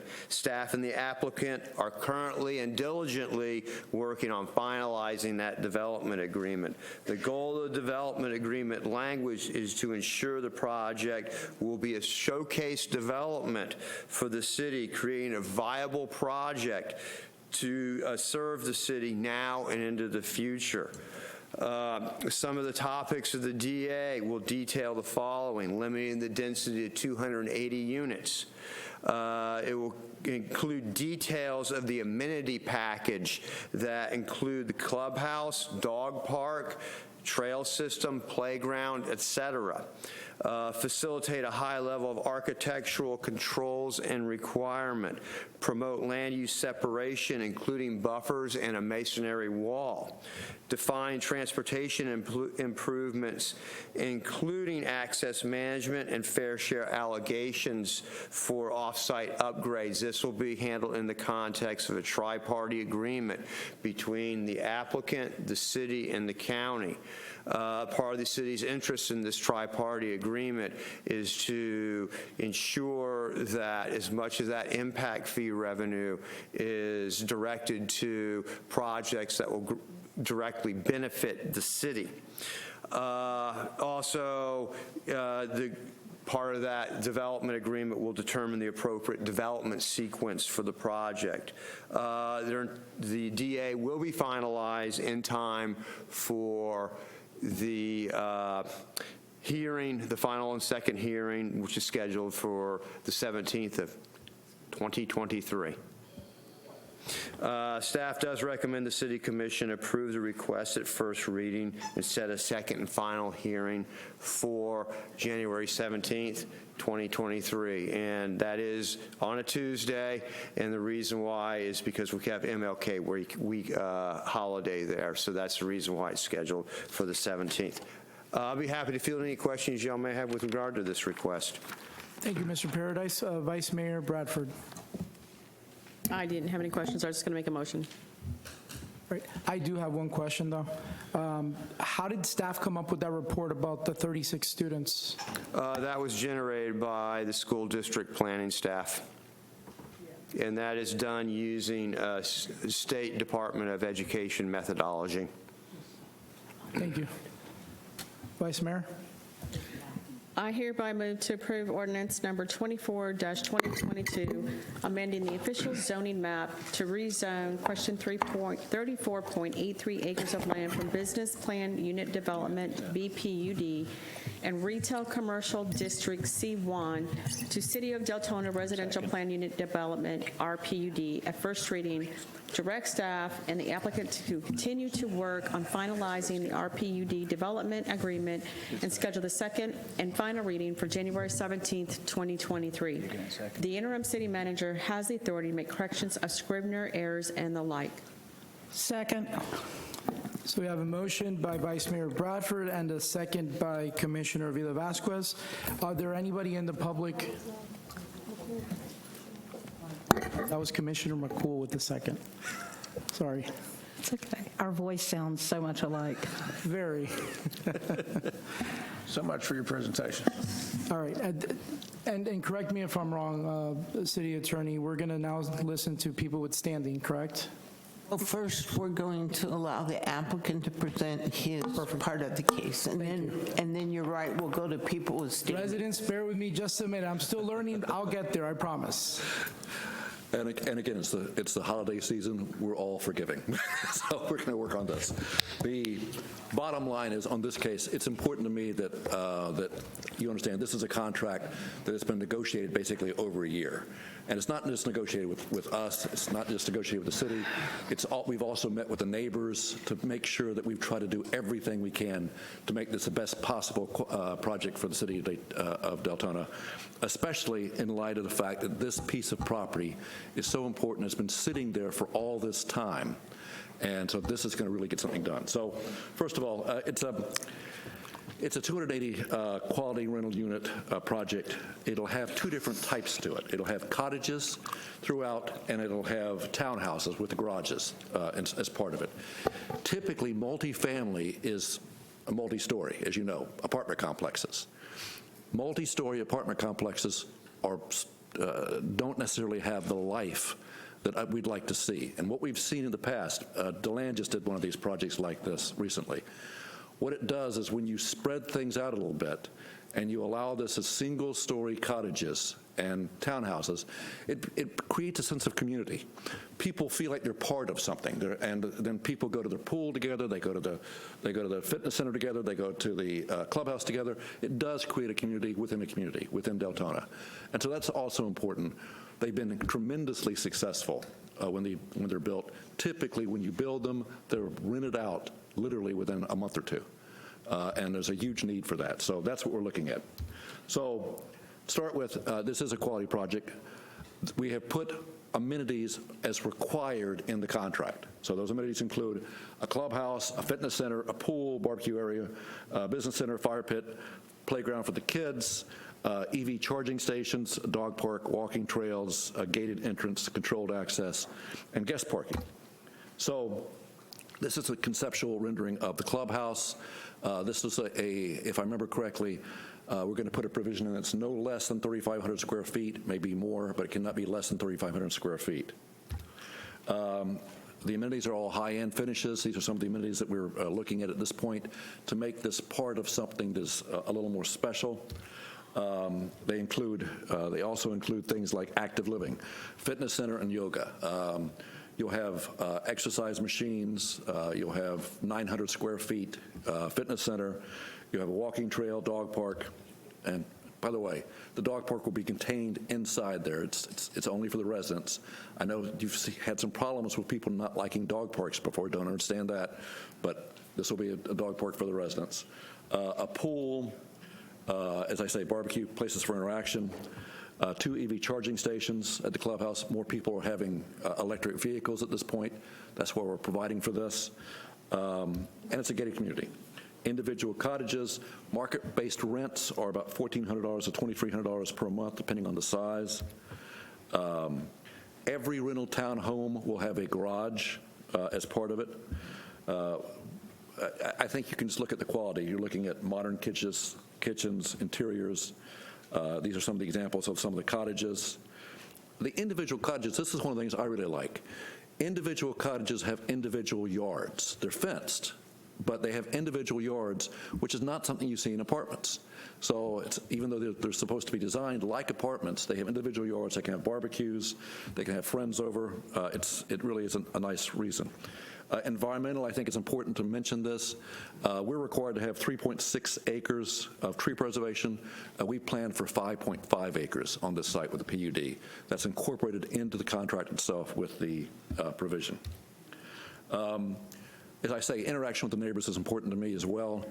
We have met and talked a number of times with residents from the adjoining Berry Drive neighborhood, and we've added a number of provisions in the contract, because that's what I told them. I said, we'll put this in writing in the contract to help alleviate the impact of this project to their community. And so one thing is an 8-foot wall fence will be installed.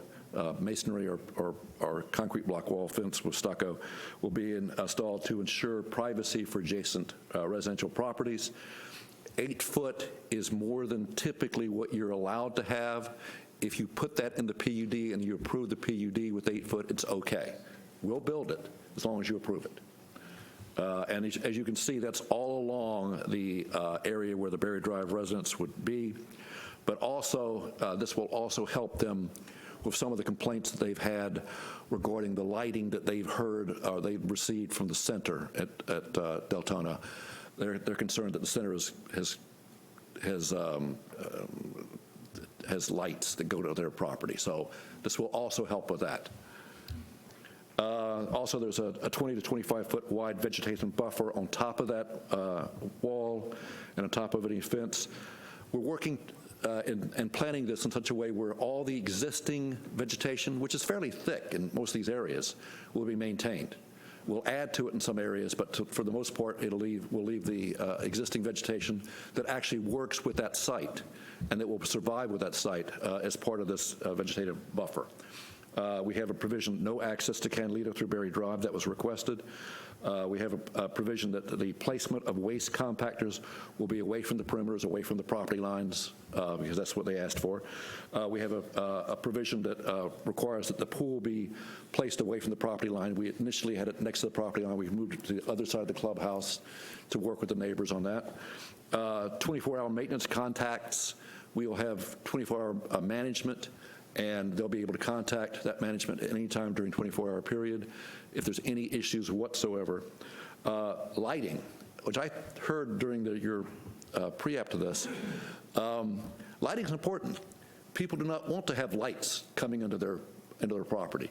And so our design for our lights will be to keep the lights on site. That's how you do it. You design it that way. And we're required to do that under the terms of the contract. Commissioner Lee, when he was a planning board member, asked about how do we make sure this thing is maintained? How do we keep the quality of the project if this is going to happen? We have professional property management, which this is a huge investment, a $70 to $75 million investment, and so we need to make sure it's maintained properly, and to have long-term maintenance and continued investment in the property. And to do that, you hire a good property management company. And this is a couple of the examples that we've used. This is one that was for the ones we're using that has been maintaining these properties since 2015, or since 2015. So that's 8 years. Looks absolutely new. This is one that's been managed for 14 years. Again, looks absolutely new, even with investments and some other things.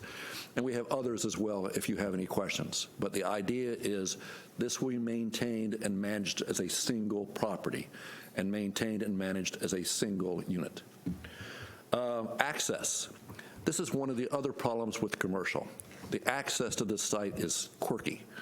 Howland, you cannot get a full access point, and plus it's on that curve, and it would be dangerous, to be honest with you, if you tried to have a full access there. So what the city and what the county asked us to do is to look at the idea of trying to have access off Martin Luther King. You have a roundabout and a road, and a stub out on a road that basically goes to this property and stops. And so the question was, can we get an access from there to our property? And we worked with the city, we worked with the storage company that owned that property, and we bought an easement from them for quite a bit of money to provide for that access from Martin Luther King. So now you'll have an access through there, you'll have a signalized intersection, you'll have plenty of stacking as well, and so it all works out well, and the county was thrilled with the solution and also with the minimal impacts on Howland. You'll have a right turn in, right turn out on Howland, that's all, and then you'll have a Catalina as well. So, but most of this will be going on Martin Luther King because of the signalized intersection at that location. By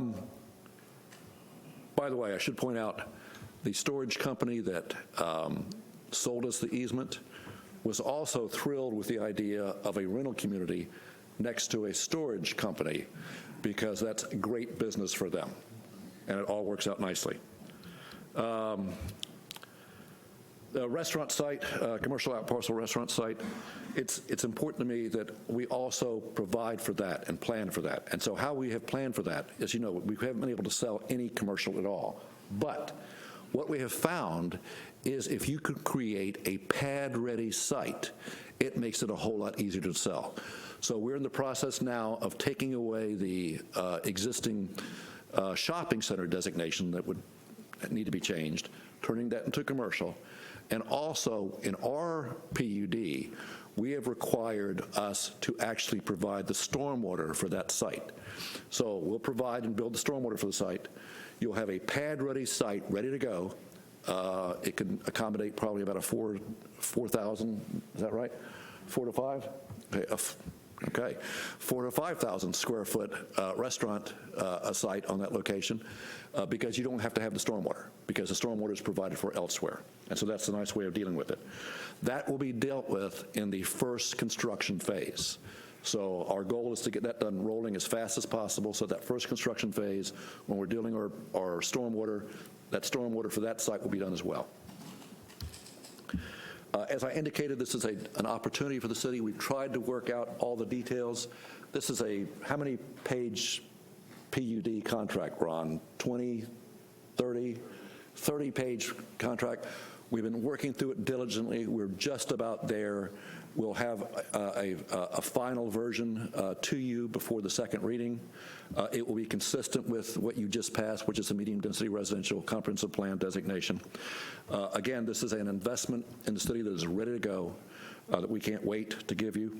On the other hand, once this thing is built and running entirely, you're looking at approximately $900,000 in taxes per year because of this investment.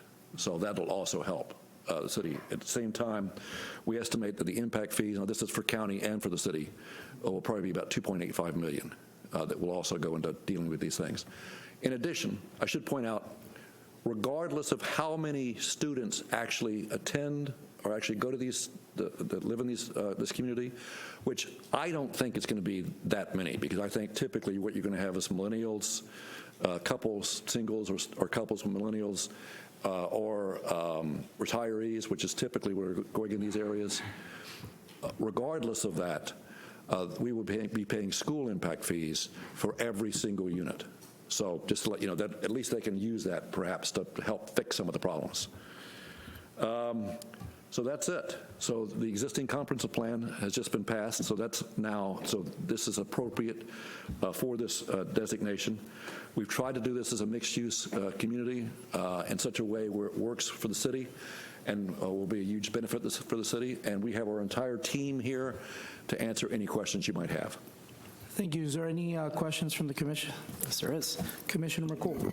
Yes, thank you. I wanted to clarify the buffer. Yes. It's a 25-foot plus the wall plus landscape in front of the wall, correct? No, I think what it is since the wall is basically on the property line, it's a 25-foot buffer and then the wall.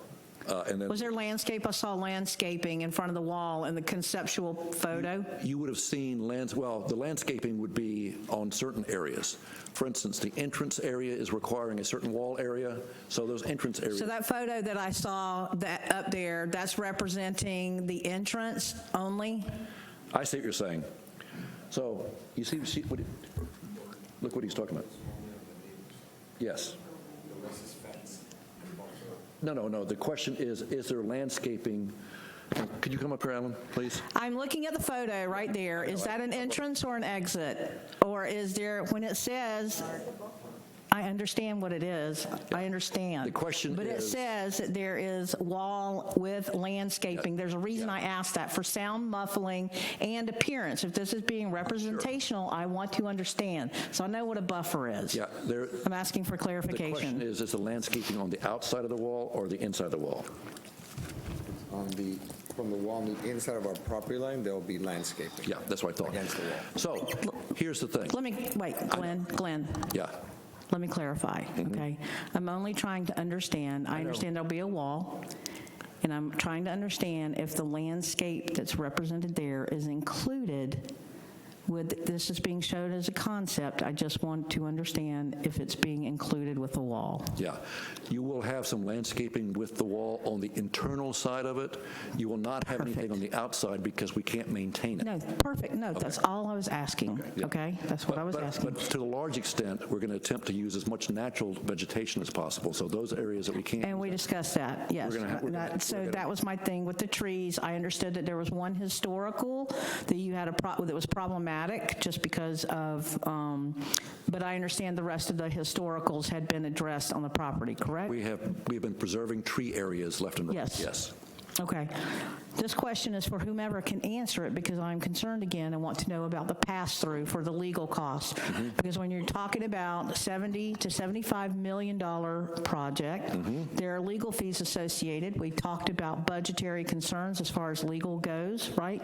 Are we going to pass the pass-through ordinance, or are we going to present that again for second reading so that we can have that done before all this major new development comes in? That's my question.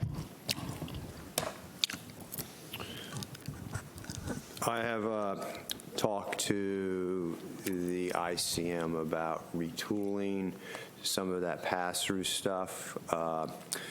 With regard to pass-through in this particular project, this has been handled almost exclusively with the planning staff and the applicant, their representation, and it's had very minimal interactions with the city's legal apparatus other than just to, make sure all the agenda information and we're on track for the quasi-judicial is legal. Yeah, well, you understand my reason for asking, right? That we talked about this, that we've already surpassed $1 million in legal, and with a project of this size and the other one at Halifax Crossing at $500 million, I want to make sure that that is a consideration when we're doing this, and that's all I have. Understood. Thank you, Commissioner Mercoul. Ron, if you can for just a minute, I do have a question for you, and then I'll go to the applicant. Yes, What was the vote on the Planning and Zoning Board regarding this specific project? 6-1. 6-1. What was the person that voted against it? What was their problem? They kind of just, they couldn't abstain, but they just didn't seem to feel comfortable because they didn't know a lot about the project. Am I recollecting that right? He said he just got back from vacation that day and didn't have a chance to really look at it, and so he didn't feel good about voting on it. Understood. Thank you, Mr. Paradise. Now, I have a question for you. I see that the drawing has three different yes, please. Okay. 3 different retention ponds, right? Yes. Is there a reasoning why? I mean, I love the idea that you have 3 retention ponds because it helps prevent flooding. Right. Especially with some of the situations our city is going through right now. But what made you guys go for 3 retention ponds instead of 2, for example? A couple of things, probably, if I had to guess, and I'm going to guess here. There you go. First of all, the amount of retention is important, so we've got to make sure we have sufficient retention. But also, when we're designing around trees, sometimes we'll do that and design around the trees. Am I right? Sorry. Yeah, go ahead. Good afternoon, Board. Dave Holden, Quig Engineering. Yeah, the contours of the land, so you have some depression areas, so we're utilizing the existing flow of the land, try to keep it somewhat like natural vegetation. It also gives the different areas something to look at. Instead of just having it in one area, you can spread out. If it's, you make it a nice depression with grass in it, it will be looks like a big backyard area. It can also be used for other functions, like, you know, if we do have kids there, they could play in it when it's dry, which it would be dry most of the time because we're planning on dry retention ponds in that area, because if you look at everything surrounding there, everything's dry. And then, if I'm correct, if that would have been a commercial development, there would be no buffers at all, correct? There would be some small buffers. Typically what you have in commercial, between commercial and residential, is a wall, which is what you generally put there. But what you would have in that commercial would have, and here's what's terrible to me from the Berry standpoint. If you'd had a commercial shopping center there, everything would have backed up to Berry. So the rears of those commercial areas would have been there. And then you would have had the loading areas and the delivery areas, et cetera, as opposed to anything else. You would not have the buffers that you have here. You would not have the vegetation that you're preserving here. You wouldn't have the reduction in traffic. There's a lot of reasons why this should not be commercial. Thank you, Glenn. You're welcome. At this time, if there's no other questions for commissioners, then I'll go ahead and listen to any persons with standing. Mayor, no one standing. Okay. At this time, we'll take public participation if anybody signed up. Okay. Larry French, and then Albert Brine. Larry French, please.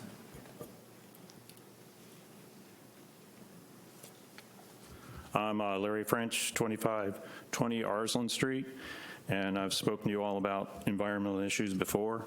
I don't have much to really criticize or argue about this plan because it's very good. It's planned well, and it's something that's needed in our community. My only concern is in relation to the present practices that may be used in actually making this development come about. I looked at the soils information, which was mostly wordage instead of mapping that's normally provided. Some of the elevation information is there, and I was glad to hear the one gentleman with the engineer talking about they're going to use natural elevation and depression for some of these areas for retention. That's good. A lot of our future development needs to use this kind of thinking much more. Past developments have not taken the natural aesthetics and everything that's there into consideration. They usually level everything on the site, and they start from a nice flat situation and then have to deal with all the problems. The aerial I looked at is one thing that I do have a little bit of an issue with. This is not the aerial, but it is on the city information for this agenda. When you look at it, that entire area is all green. It's all forested. It's all really thick, dense scrub and climax pine community. My concern, and again, it goes back to the practices for our design in clearing and doing these things. The stock photos don't justify the process that usually brings about these kinds of developments. We've been seeing on a grand scale for many years what happens with residential single homes. Everything is leveled. This is the type of scale that's going to be even more widespread, like what I've seen on Doyle Road and some of the other areas, and even on Martin Luther King going towards DeLand. This acreage, it says, has 34.83 acres. We're talking about 5.5 that's going to be used to preserve trees. What's that going to do?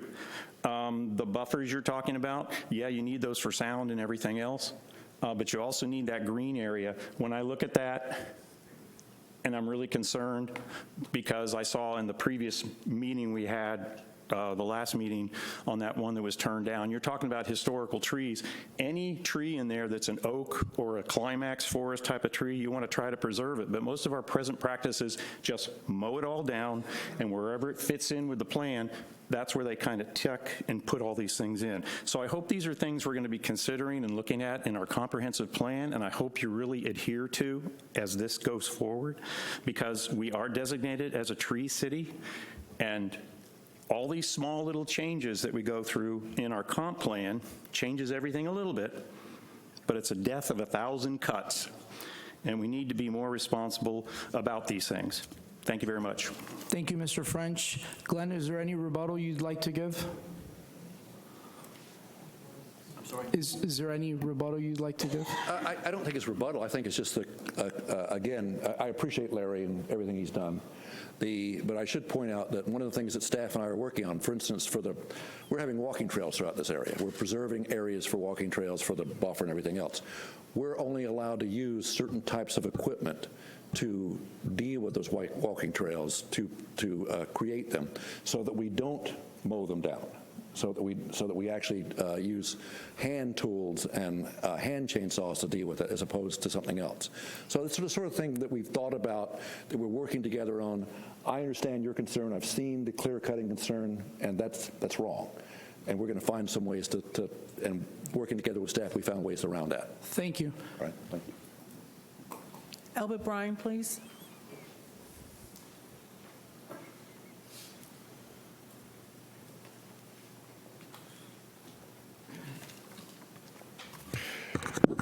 Elbert Bryan, Deltona.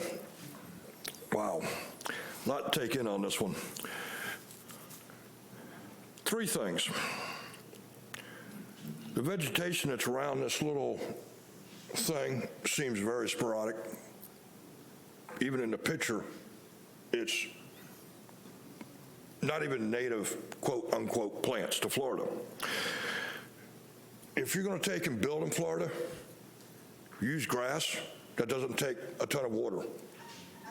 Use bushes and shrubs that don't take a ton of water.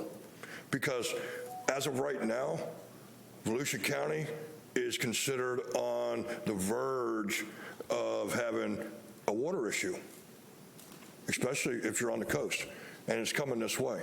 The more water we have to use to water these lawns, the worse it's going to get. The other thing that I noticed is these little cottages seem smaller in square footage on the outside, according to their plans, than what our minimum square footage is for a house. So it makes me kind of wonder why we're allowing this.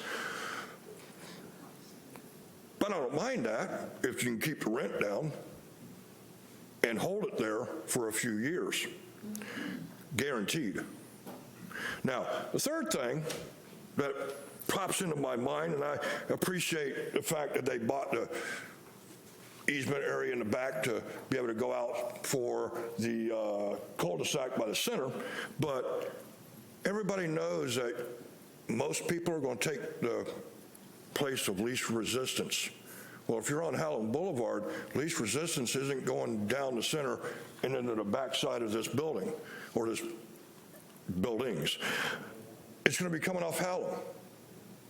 And if memory serves me right, 240 square or 240 feet is a turn lane for the county. Well, this has got a gate on it. Let's see here, at 4 or 5 o'clock, people are going to be coming home to this place. Well, if you get 5 or 6, 7 cars piled up in that little area trying to get to a gate, and only 2 can go through that gate at a time, or maybe even 1. I mean, I don't know how they're going to set their gate up. I'm not an expert on that. But here again, at 5 o'clock, we got maybe 40, 50 people trying to get into that gate at once. You going to pile them all up on Howland? Oh, that's right. That's okay. We already got them already piled up in the other lane because the county won't extend at Catalina and Howland turning to the north. So it makes me kind of wonder, when you're looking at this, are we going to have just a traffic jam right there now? Like we do, oh, that's right, where the county engineers can't fix any of the lights up on the other end of Howland Boulevard and 472, when on Sunday when you come home, you go through 6 lights when there's only 4 there? How's that possible? Oh, that's right, because they're not synchronized properly and the county doesn't want to listen to us.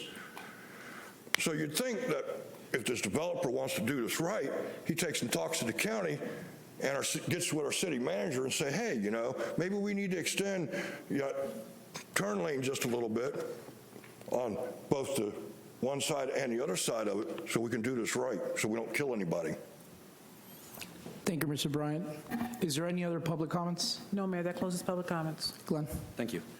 To respond just quickly, first of all, he's absolutely right regarding natural vegetation. If I use natural vegetation, it reduces the irrigations required and the waters required, and that's why we're using natural vegetation against this. This is only to show the fence itself. It's not to show the wall itself. It's not to show the landscaping. Our landscaping will be far more intense than that because it'll be natural vegetation. So that's one. Two, as to the size of the units, the size of the units are in fact smaller because they're like apartments. They're apartment size units. They're not home size. We're never selling these for homes. This will always be rental communities. It's actually written into the PUD. This cannot be sold for homes and not be divided up. They're not single-family homes. They're apartments, but they're apartments by cottages. So that's what we're dealing with there. As far as the traffic issue, we have worked extensively with the county, with our traffic engineer, with the city, to make sure there is more than sufficient stacking for people coming in and for people leaving. And there, of course, will be right turn lanes on some of these areas, right turn tapers, et cetera, to make sure there's no issues. They were very concerned to make sure that we did not have any traffic backup in any location, any of our access points. So we've worked that hard. And we'll continue to work together. Don't forget, this is not the last time you get to see this. You get to see this for the next reading for your PUD, and then the city gets to see this in the site plan review process. So we're going to be here for a while. Thank you, Glenn. Thank you. Okay, so we actually have a motion on the floor by Vice Mayor Bradford and a second by Commissioner McCool. Yes, Mr. Mayor, I'll read the ordinance. Ordinance number 24-2022, an ordinance of the City of Deltona, Florida, amending the official zoning map to rezone plus or minus 34.83 acres of land located at the intersection of Howland Boulevard and Catalina Boulevard from Business Plan Unit Development, BPUD, and Retail Commercial District, C1, to City of Deltona Residential Plan Unit Development, RPUD, providing for conflict, providing for severability, and providing for an effective date. Thank you. Now I'm going to, Madam Attorney, I ask each commissioner individually, correct, or will we call for a vote? No. In hearing, when you're going to determine whether you approve it or not, at that point, each commissioner needs to explain their vote. Understood. Clerk, can we please call for a vote?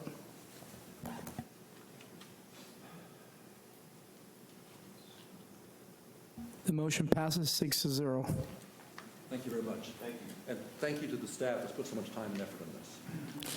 This time we're going to move to item 8, old business, consideration of one alternate commission representative to the River to the Sea Transportation Planning Organization, R2S, TPO, and strategic goal, internal and external communications. We need a motion and a second. Mr. Mayor, thank you very much. I would like to make a motion to appoint Jody Lee as alternate for my alternate for the River to Sea TPO. Second. So we have a motion by Commissioner McCool and a second by Vice Mayor Bradford. Can we go for a vote, please?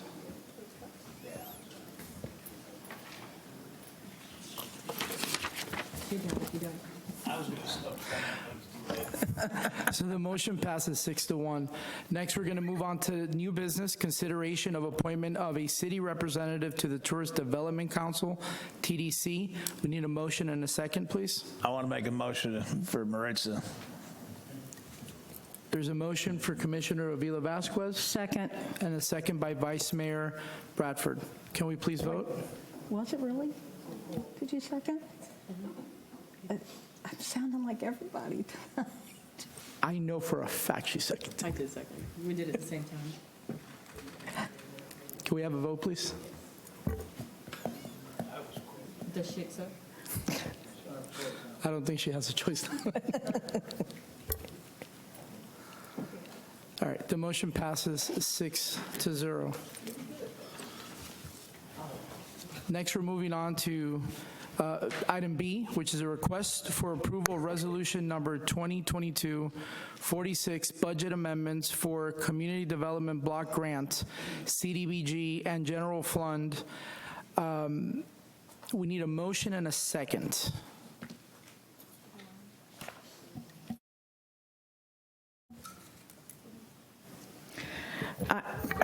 Mr. Mayor, I move to approve Resolution 2022-46, budget amendment for the General Fund and Community Development Block Grant. The interim city manager has the authority to correct scrivener's errors and the like.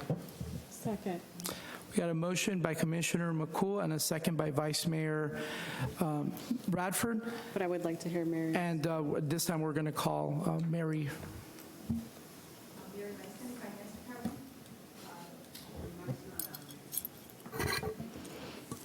Okay. Mary Lyson, Finance Department. This is a resolution and two budget amendments. The first is for the Community Development Block Grant. Our fiscal year ends on September 30th, and it's quite common for larger projects that are still in process to continue from one fiscal year to the next. This budget amendment will provide funding for projects that are currently in process. So for the CDBG, the Campbell Park project is almost complete. There's just one park pavilion that still needs to be completed. They're removing the wooden structure and putting a metal structure.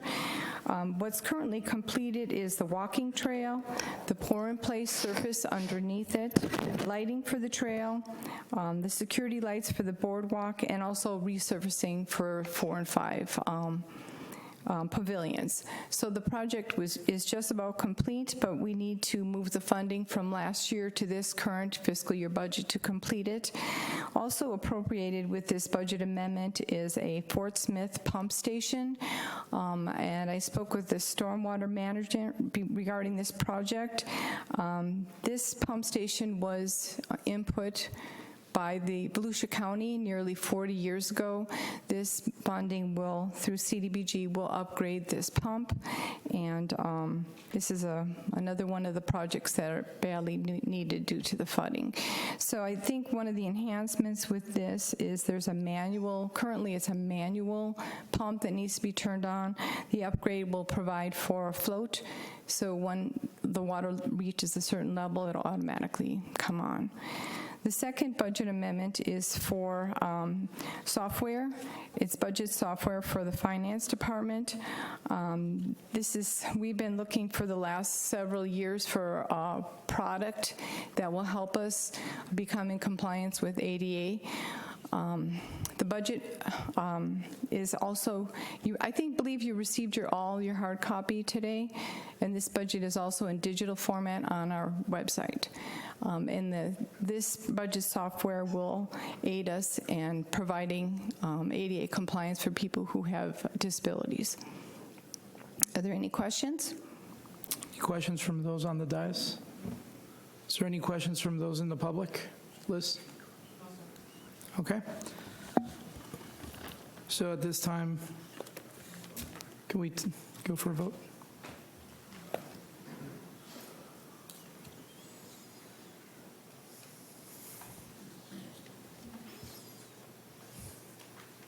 The motion passes 6-0. All right. Now we move on to comments and consent items. Did anybody sign up for any public comments? Okay, there's no. Sorry.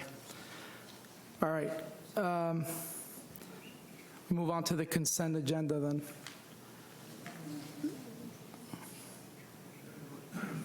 There isn't any as well, sorry. So the City Commission special reports and requests. I have one also when Commissioner is finished. We'll go with Commissioner Avila Vasquez, then we'll move on to... Thank you, Mayor. Okay. I just have a request for Firefighters Memorial Park Road. That road is really deteriorating really bad, so if you can look at it, it's right in front of the park. It's like a hole that's getting bigger and deeper. So if you can take a look at it, please.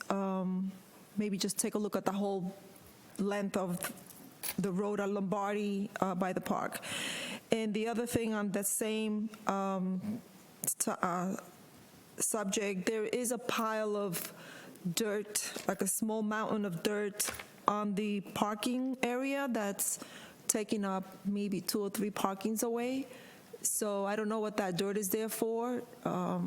If it's there to be building something, then we'll have to wait till it's done. But if it's just sitting there, we can have it removed to make at least 2 or 3 more parkings available, and try to avoid people from parking on the right-of-way, which is now, you guys put beautiful dirt, now it's gone. I mean, grass, so now it's gone. So that's my 2 requests. Thank you, Mayor. Thank you, Commissioner Avila Vasquez, and we had Commissioner McCool. Thank you, Mr. Mayor. I would like, by next meeting, I really would, special request is that we be updated on the city manager search and also the Lake Shore project. If we could be updated on the 2 of those, that would be fantastic. Okay. Commissioner Caldwell? Commissioner Jody Lee? I have 2 things. 2 things. One is a consent. I guess I need a consent from the commissioners and the mayor. There's a piece of property that's on right next to the Veterans Museum, and the American Legion wants to know if they can get some kind of long-term lease or something, and they can handle all the price of everything, but they want to use the land for doing things for veterans.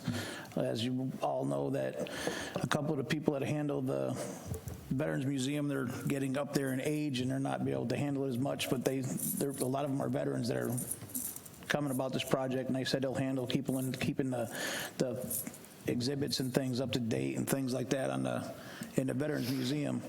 And I guess I have to ask for a consent if the manager can talk to this individual and see if we can move forward with something like that. The American Legion using that property. It's a city-owned property, 2.4 acres of land that's right there next to the museum that's been there, of course, since the beginning of time. So it's just, we don't use the land, so.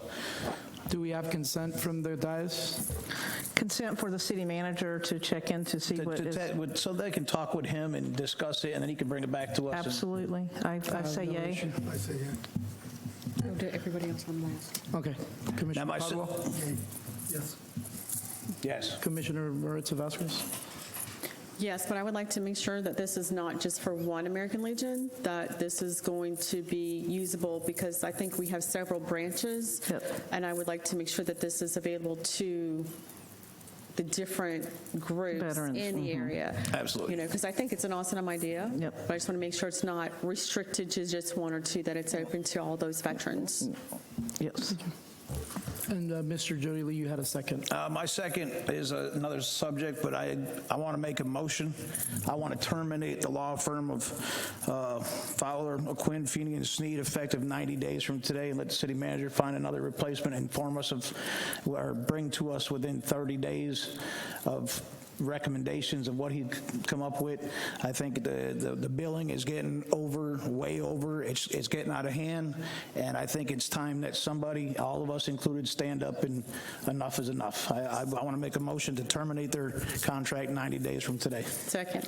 So there's a motion by Jody Lee and a second by Vice Mayor Bradford. So can we have a vote, please? Comment. Oh, there's a comment by Commissioner Avila Vasquez. Can't get this. It's fine, you can just, that's fine. Okay, no, let's go through the motion. All right, let's vote, please.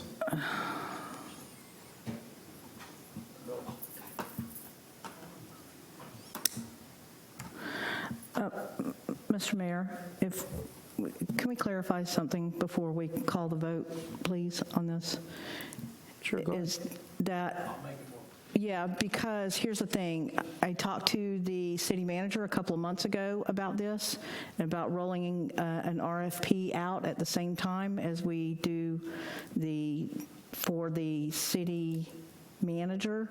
And so I just want to make sure that we are following proper procedure. Like I said, I brought the motion, but I believe the city manager could. I think the city manager already knows what to do as far as rolling out RFP. I believe absolutely, but I believe I have the right to call a vote on this, and we could go forward. And he's gonna come back to us, whatever he comes up. And I just say, let's do this in, the 90 days, and in excess to that, I want to make sure the billing between now and that 90 days is monitored and tracked by the city manager, so it doesn't go excess of normal within the next 90 days too. Thank you. So you have a question? Yes. Go ahead. Thank you, Mayor. So you're saying the motion is for 90 days, so to terminate it within 90 days. Am I correct? Yes. Commissioner, thank you. And making sure that the RFP goes out way sooner than that, you know what I mean? Everything that has to be done, I'll leave it to the city manager. He knows more about it than all of us. Yep. He's got the experience. Okay. But I'm dead on that 90 days. Okay. All right, can we vote, please?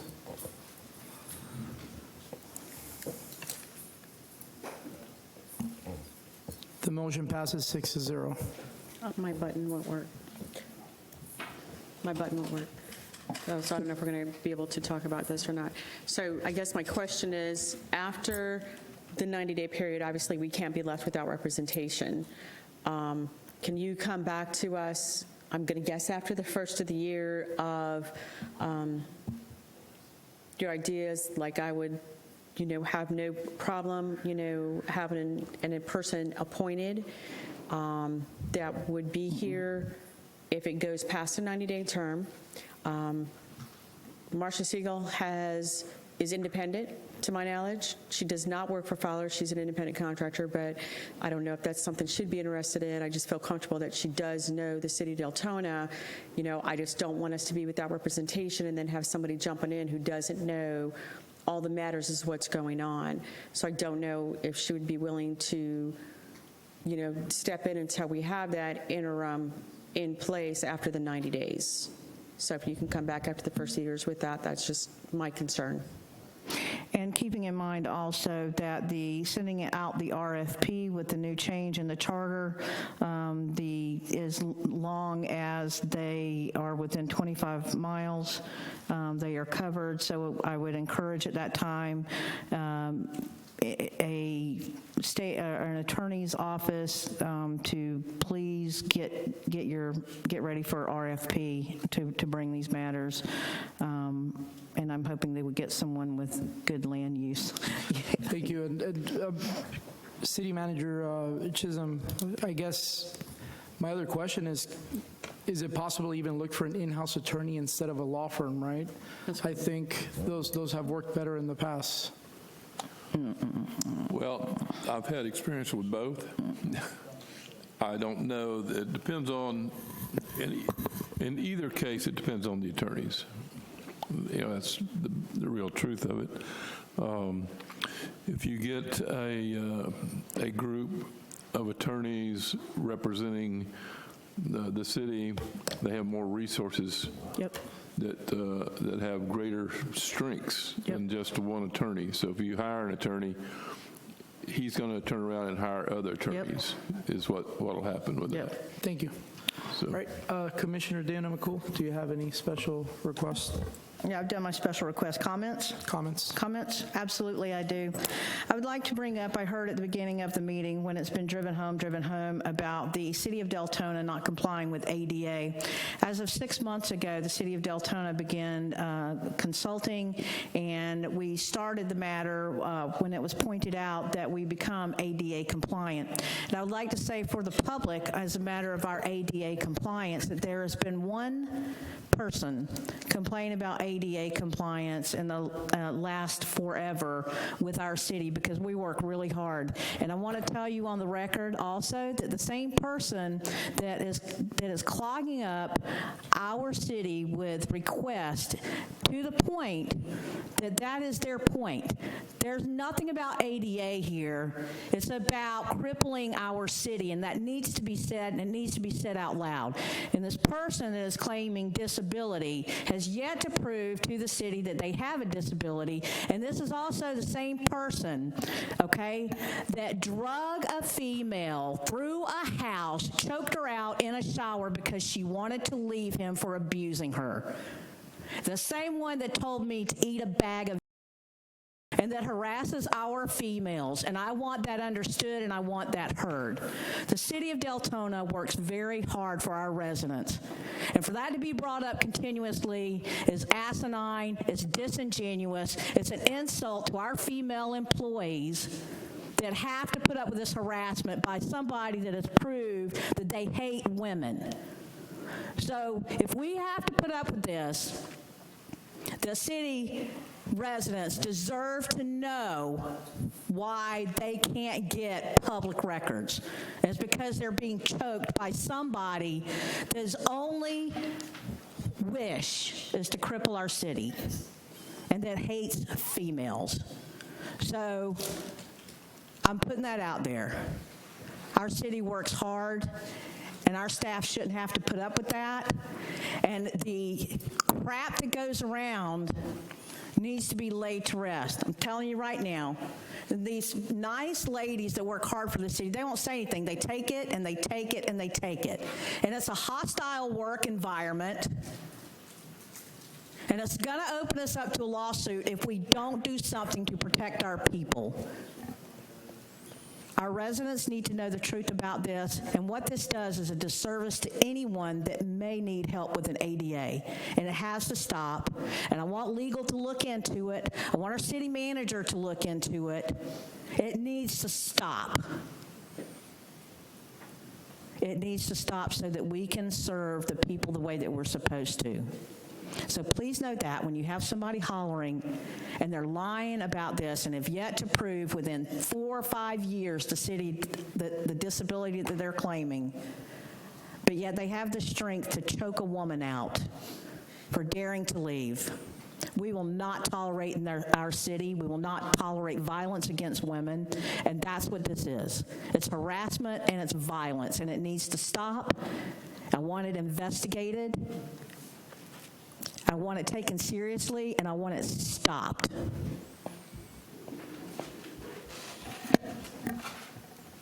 That is my request, and that is my only comment for the evening. Thank you. Thank you, Commissioner McCool. Vice Mayor Bradford. Got a few, sorry. I hate to throw these on you towards the end of the year. A couple things, and I might be wrong on this. Can we verify if we have anything in ECHO right now? I don't think we do, and the thing is we need to. You know, letting ECHO funds go to waste and not have anything going on, we really should be taking advantage of that. I know we had discussed some stuff before, but I'd like to see, you know, what projects are out there and what can we do. Let's get something into ECHO and take advantage of those funds. Also would like to have a report on, I believe the rumor heard Stacy Cafillo's case was finalized. I'd like to see if you can send me a copy of the report.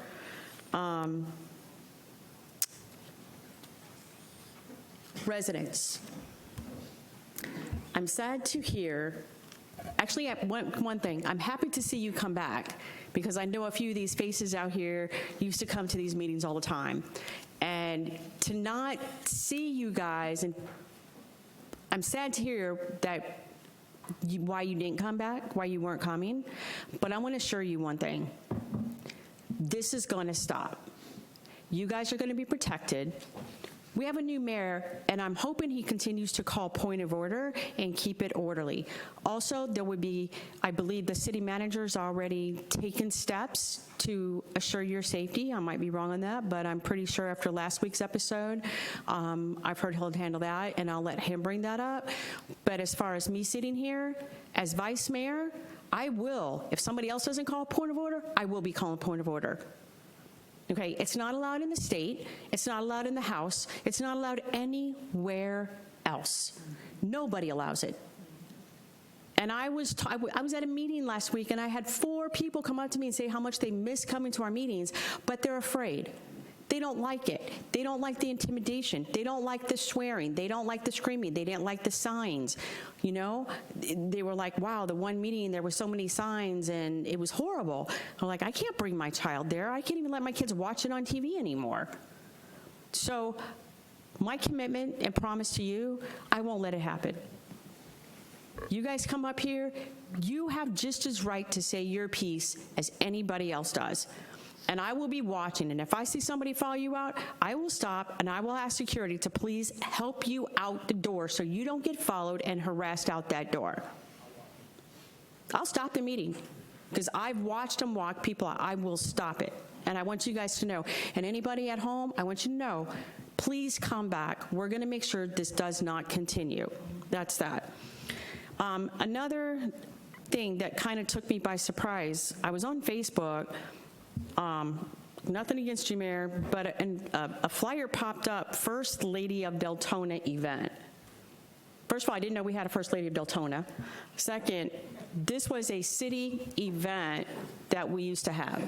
So I'm guessing now the city is no longer going to be hosting this event?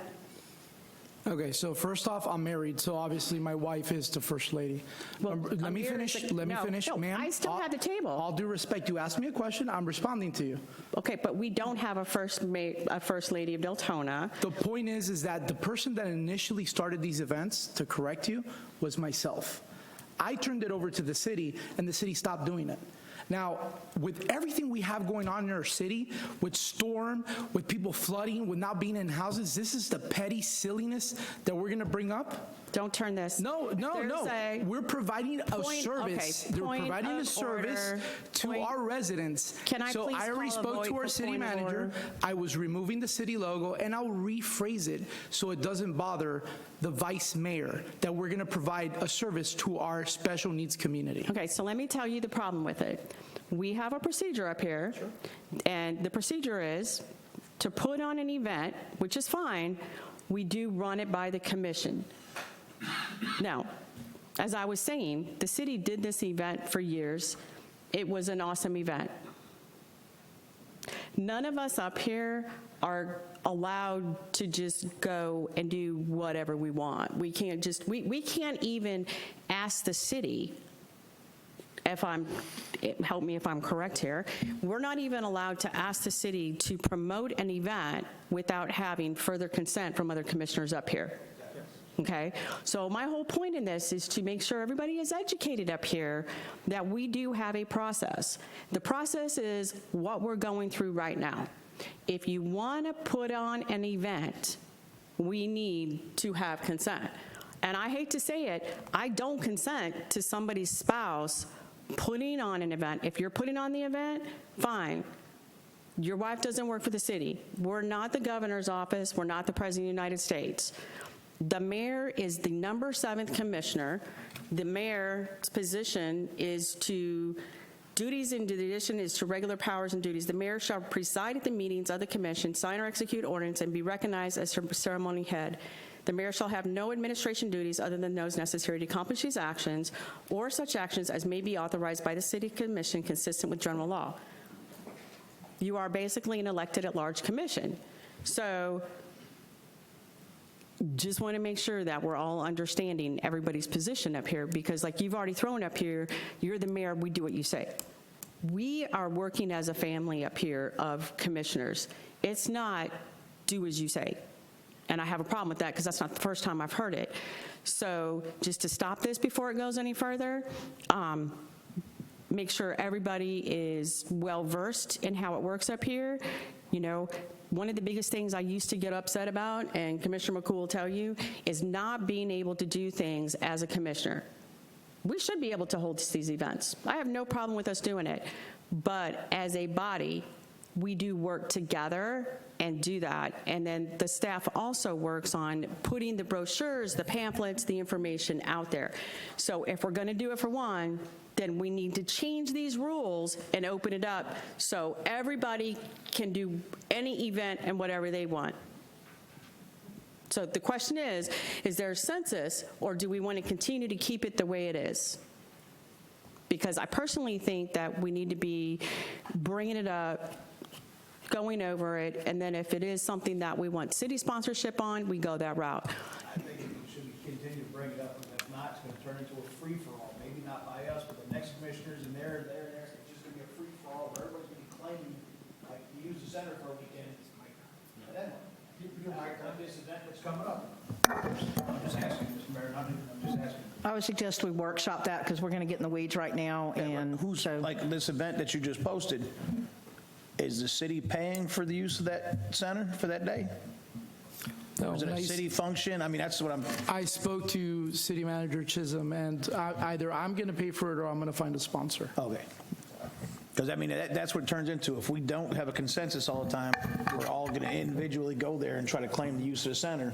Again, can we get a workshop on this? Because we'll get in the weeds with this and take this case and then continue on. Yes, I would love to have a workshop on this. Do you need me to make a motion, or would you just like a consensus? Probably a consensus. So I would just like to have a consensus that we workshop the way the commissions and the mayor will be doing future meetings and events. And we have policy, city commission policy also that already states that there's a form to submit. It's in our policy workbook. So I'm just saying, if we want to tighten up, to your point, we want to tighten up on that, there is policy and procedure already in place, but it certainly needs to be readdressed because of several issues that have come up over the not so distant past regarding this. Mr. City Manager, thank you. Yes,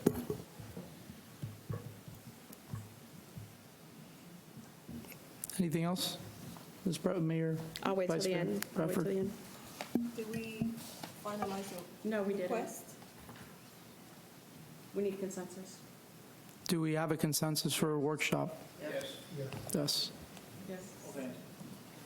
Okay. So we have unanimous we have a consensus. consensus. Okay. Okay, so I have some requests as well, Mr. Chisholm. Yes, sir. So do we actually have a Title 288 coordinator? And if we don't, can we, I wrote can we that get down. consensus on finding one? I doubt that we have anyone with that title. But at the same time, I would have to look and see exactly what that means and look at the necessity of doing it in light of what was brought up. Just because somebody says it, that doesn't necessarily mean you got to have that. So, we'll check that out, though. I've got it written down. Okay, so, and if we don't, would we have consensus from this commission to actually search for one? Madam Attorney, can you respond on this, please? Do you have the answer? Sure. When Mr. Peters was the city manager, he had 3, and one in the H&R director, the HR director handled hiring and employees, and then the building handled issues with regards to structures. And the third individual, Mr. Peters himself, handled code. So we were missing code only. And then there is an individual who in Ron's shop got additional training so that she could do code. And I think that Ron was going to talk to Mr. Chisholm about it.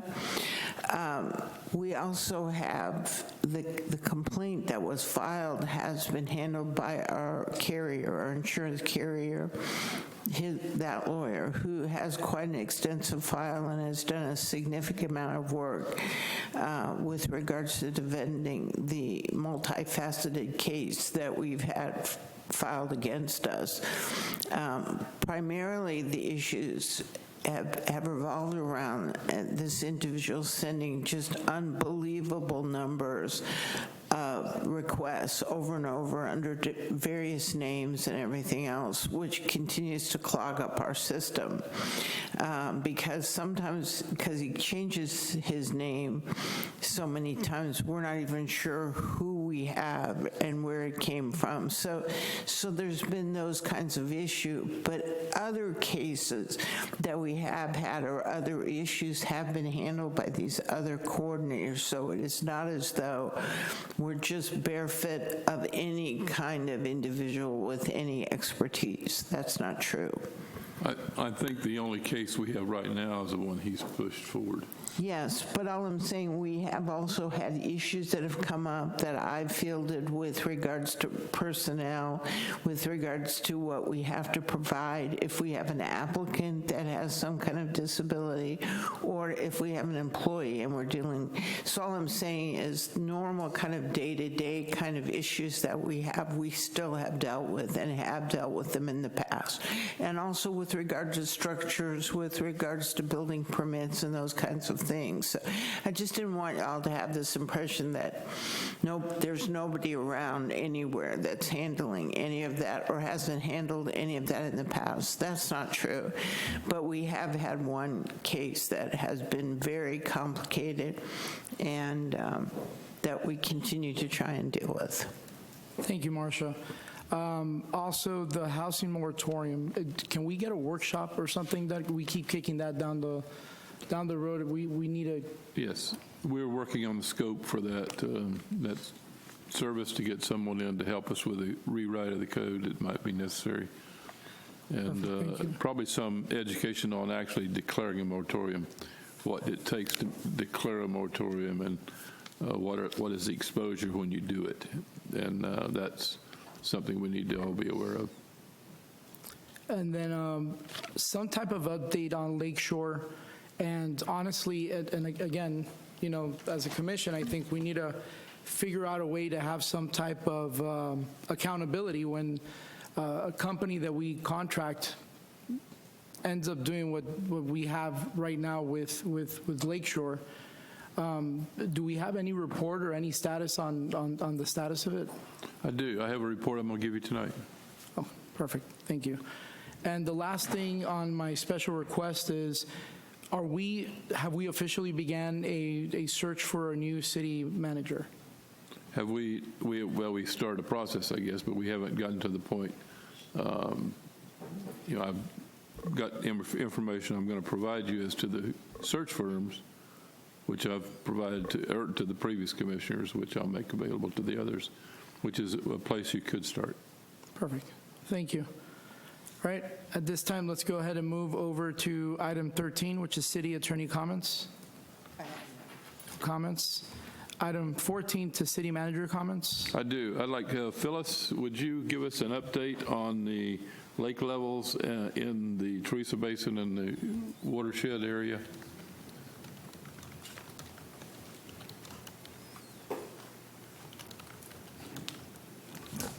Phyllis Wallace, Public Works. I want to start off with, we did get a second 90-day extension from the district to continue to flow water out of the Teresa Basin. That went into effect on, I guess, midnight December the 6th. It will go for 90 days or until we get to the elevation that is established with that permit. I'm going to start kind of at the top of the basin and work our way down. So Lake DuPont is at 25.26 feet right now. That is down 3.12 inches since November the 28th. Then let's go to Lake Angelia.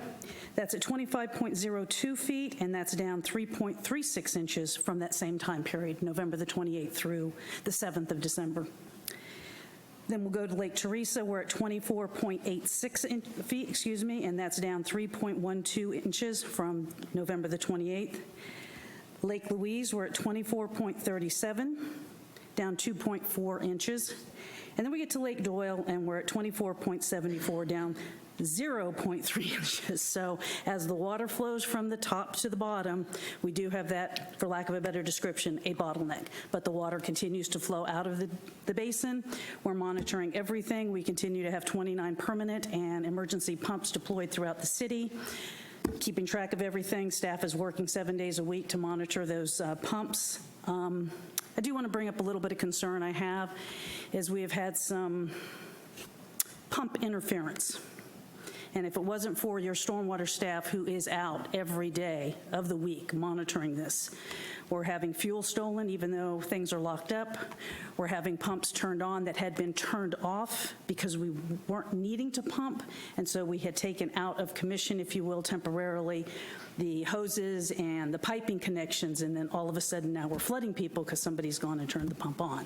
So if our residents have questions or concerns, Public Works is here to talk to you, listen to your concerns, go out, do a site inspection, conditions change.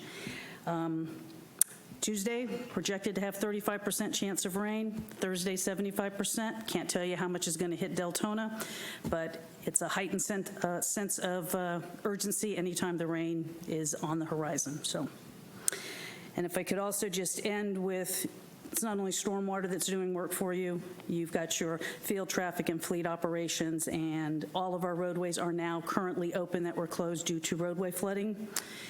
We have straightened 303 signs. Doesn't sound like a lot, but it is, considering we had gotten ahead of it from Ian, and then Nicole hit us. We've had 149 signs repaired, and we have 102 signs that have been fabricated and installed, because some of the signs just disappear. I don't know if they go the way of Toto, but that's where we are today. So if you have any questions. Thank you so much, Phyllis. Is there any questions from those on the dais?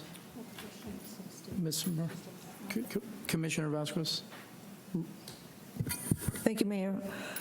Phyllis, is there any way to lock those pumps that they can be turned on without a special? They are locked. I would say that the rental pumps that we have are not quite as secure as they possibly could be. It's my understanding, like many things, there's master keys, and I think if you just stick any type of key in there, you might be able to, manipulate it. But we're just going to have to keep an extra eye on things to make sure that we don't have any mishaps, because nothing's going to be worse. We are working on moving water, trying to alleviate issues with our residents, and we still have many residents who have been, severely impacted by these storm events that we didn't turn around and flood them out again. Thank you. Vice Mayor Bradford? Well, we all are praying that we don't have rain coming. I just want to tell you guys have worked tirelessly for the last 2 months. And I want to tell you guys, thank you very much. Like you're saying, it doesn't sound like a lot, but the 3 inches has made a huge difference. You guys are nonstop working. Glenn, staff, you guys have done an amazing job. And I just want to tell you guys thank you. Because I know when I'm still in bed tucked away, you guys are out checking pumps, hooking them up, turning them on, shutting them off, and I don't think people realize what goes into you keeping them clear and going. So thank you very much for all you guys are doing, not just you and Glenn, but, please express it to the whole staff how much we do appreciate all they're doing. You're rock stars.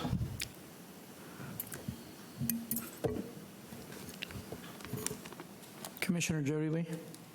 That's basically kind of what I was going to say about that. You guys are out there doing it. I've spoke with you. I've spoke to the city manager. I just want to give you guys all credit. You guys have been doing a bang-up job. I'm trying to do the best you can. I mean, it's water. When people, I'm already getting emails. Well, why can't we just dig these retaining ponds deeper? I think that's comical, because evidently people don't know you can dig it as deep as you want. The water table's the water table, the water table. It don't matter how deep it is. It's just going to be a deeper pond with a lot of water. So you guys are doing a great job, and I commend you all for doing what you're doing and being out there all the time. And I understand you can't lock the pumps up to rental units, because then there's all kind of modifications that you can't do on these machines, because otherwise we have to buy them all, and I get how that is. So I appreciate what you guys do. I think we might be able to tie them down or chain them up or something, but we are monitoring that in those areas where we've had some interference. Okay. Thank you. Mr. Mayor, what I'd like to do next is have Glenn, our Public Works Director, come up and give you a briefing on the intake structure project on Lake Monroe.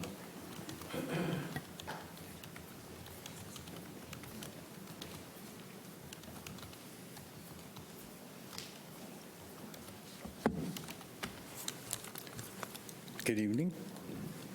Good evening, Glenn. You left it on, Phyllis. You told me, you tricked me and told me you turned it off. Good evening, Mayor, Vice Mayor, Commission, Glenn Whitcomb, Public Works. I would like to also echo to our staff that may be listening or watching tonight. We really appreciate the great job they've done. Phyllis and I could not have done even a portion of this stuff without our employees. We have a bunch of great employees at Public Works and Deltona Water, and we really appreciate what they do. That's what makes us wake up every morning, come to work, serve our citizens, and try to get the job done. With that, I want to talk a little bit about the river intake structure. As you know, we started construction several months ago on this project. We ran into some issues when the contractor went out to dig the first site up on the hill there at the park. Hit some a boil or a spring. So then it was decided to move down to the riverside to start the intake structure portion. Once they moved down there, they hit another spring. So we had to kind of regroup on the project to figure out what we could do to make it work. So there were several meetings held with engineering staff, with our consultants, with the contractor, to try to come up with another solution where this would work. So it was talked about putting both structures together instead of having the structure up on the hill, if you will. It was decided to look at possibly putting both structures in one down on the river. We engaged with our consultant, our engineer of record, Tetra Tech. We discussed these options with them. We met with St. Johns River Water Management District, also talked about the different options with them. At this point, we're waiting. The city manager, myself, Phyllis, and our consultants had a meeting, and the consultant was told to go out or instructed to go out back to the contractor to see, to get updated prices on that new way that we just talked about of doing this project, putting the structure together in one instead of having two separate structures. We're awaiting right now on a conclusion to that because the city was approached they were wanting another $140,000, I believe it was, for redesign. Mr. Chisholm in our meeting refused to pay that amount of money. So we have a meeting scheduled this week, this Thursday, with our consultant again to get more of an update. He did send one today, and we will be meeting to go over this report they sent today and try to come up with a different solution. We are looking at different things. Mr. Chisholm and I have met several times discussing this issue. One of the things that did stop the construction also was the flooding. You recall the two storms we had, right?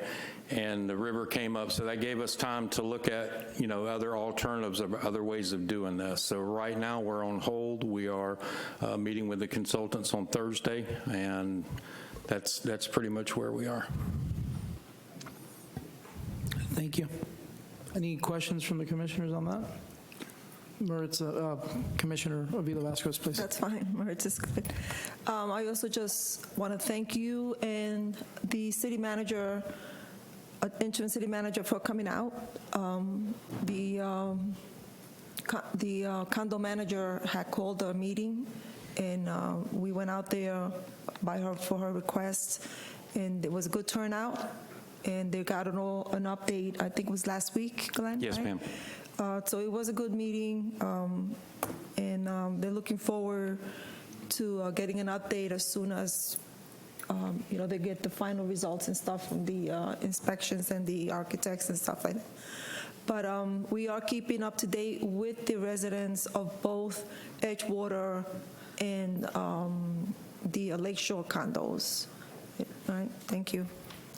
One other thing I'd like to add real quick, if you don't mind, a couple of things that we've done. There was at the request of the Condo Association after our meeting last week, we removed that blue pipe that was going from the hydrant for the well pointing system that they had. We got all that taken out. We got the detour sign out of the condos taken care of. and we are in the purchasing process right now for a temporary fence with a screening on it. As soon as we get that PO issued, it's in the process. They will begin putting that up to help screen that area. Thank you. City Manager, anything else? Just follow up with a couple of other things along the same lines as the intake structure, the adjoining community building next to these projects is really is in not bad shape. It's not in too bad a shape. So we're moving forward to plan to get the improvements made to the structure as well as to the outside area, the landscape area, and the entrance and exits, so that we can begin to make that building available to the public. And we'll come back and talk to you a little bit about the cost of some of that. I don't think the cost at this phase is almost nil. If we open it up and have the facility available for use, then we'll have to have some staffing, so there'll be some minor cost associated with putting it to use. But it's a grand building. It's an old type building, but it's in sound shape, and it's been remediated for the mold conditions that existed. So we think, and we'll double check again to make sure nothing has happened since the last time we tested it. But it's our plan to put that building back into use with the community. We like when you say it's nil. We like that. Thank you. Another thing that Glenn and Phyllis, you hear what they're doing now, but what you don't hear is what they're doing in addition to this. Because we've met with all the permitting agencies. We have met with the consultants that we have locally, and we have another meeting where we're going to be looking at increasing the outlet capacity of the lake system and finding a way to obtain funding for that kind of a project, because you can only do so much with existing capacity that's available there, and you have to have a number of alternatives that will assist in removing the water when it gets to a flood stage. But the whole idea is to get it, not necessarily, you don't wait till the flood stage, you try to stage it first. When you see something coming, you go ahead and start lowering the levels of those lakes. I doubt that we could have been way ahead with the particular storms we had this time, just because of they were following each other, one right after another, and I don't think anyone anticipated the kind of impact that we got. But at the same time, I want you to know we're working forward, moving forward on finding those solutions, and those two are real key people to be a part of that process, and certainly have been a world of knowledge that I've been able to use in looking at the decision process. So we have a great staff for the city. The parade was a great event, and that was because you got a great staff. And they went beyond themselves, in my opinion, for a very short notice on, we're going to do this. So we did it, and they didn't complain one bit. They really took pride in it. So I'm very happy with the people that we've got. You got some really outstanding staff, and they're all to be commended. So with that, I think that's all I can give you a report on today, but we'll try to keep you up to speed on as we go forward on all these things that we're working on. Thank you, Interim City Manager Chisholm. And then I'll go down the row and start calling each commissioner for city commission comments. We'll start with Commissioner McCool. I'm good. Good. Commissioner Caldwell. Commissioner Jody Lee. Hey, son, thank you guys for everything you did for the holiday parade. All the city workers, people coming out. I want you guys all a Merry Christmas. If you have any issues, don't call me. No. Merry Christmas. I hope you all have spent time with your family, whatever you can, or vacations or whatever. Everybody enjoy. Sorry for all you guys, because you guys know you'll see me probably tomorrow. So, but Merry Christmas to everybody. We'll see you guys after the first of the year. I hope everybody has a great time. Commissioner Avila Vasquez. Thank you, Mayor. I just want to echo on the Christmas parade. It's so nice to see it back again. Everybody was excited. I walked down the street and everybody was saying, thank you for bringing the parade back. We love it.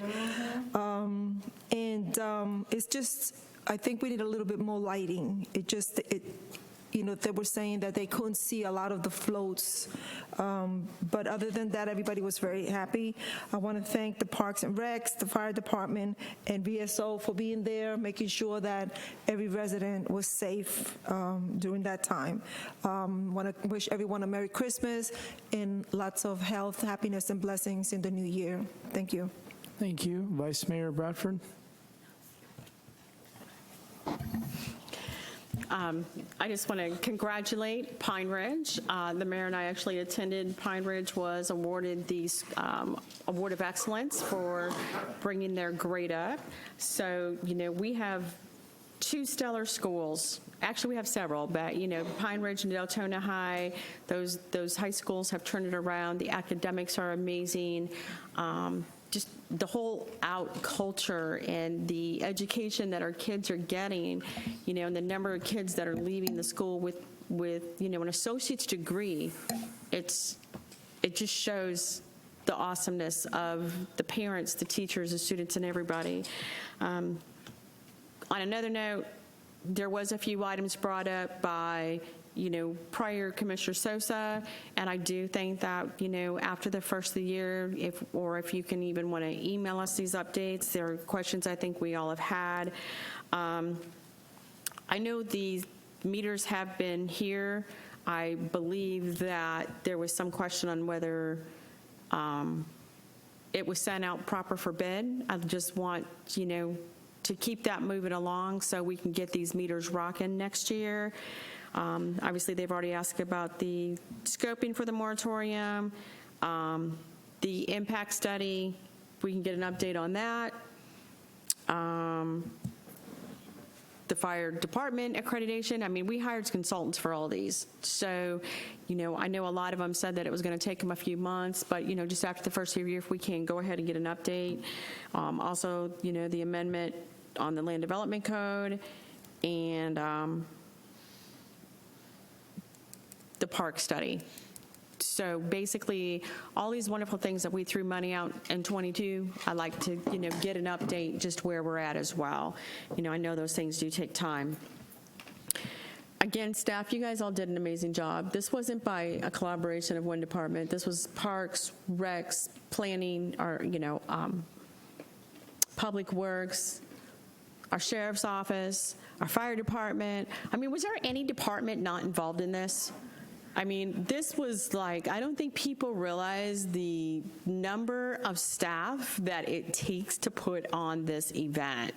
And you guys rocked. I mean, it was amazing. All we can do up here is tell you thank you very much. I'm going to leave it because I think McCool's going to have a heart attack over a football game. So I just want to wish everybody, I got to be politically correct here, Merry Christmas, Happy Holidays, and Happy New Year. And Happy Hanukkah. Did I miss anything?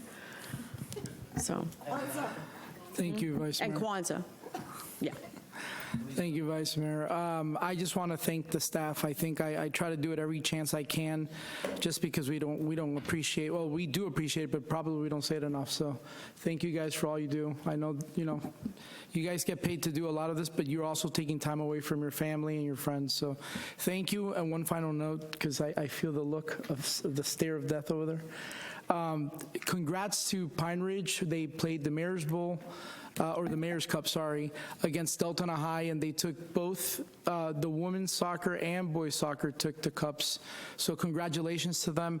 I think it's a great event. I was glad that I was able to be there and participate, and you know what, give our youth some of our time. I'll do anything for those kids, and congrats to them. So everyone have a Merry Christmas. Seeing no further business, we are officially adjourned.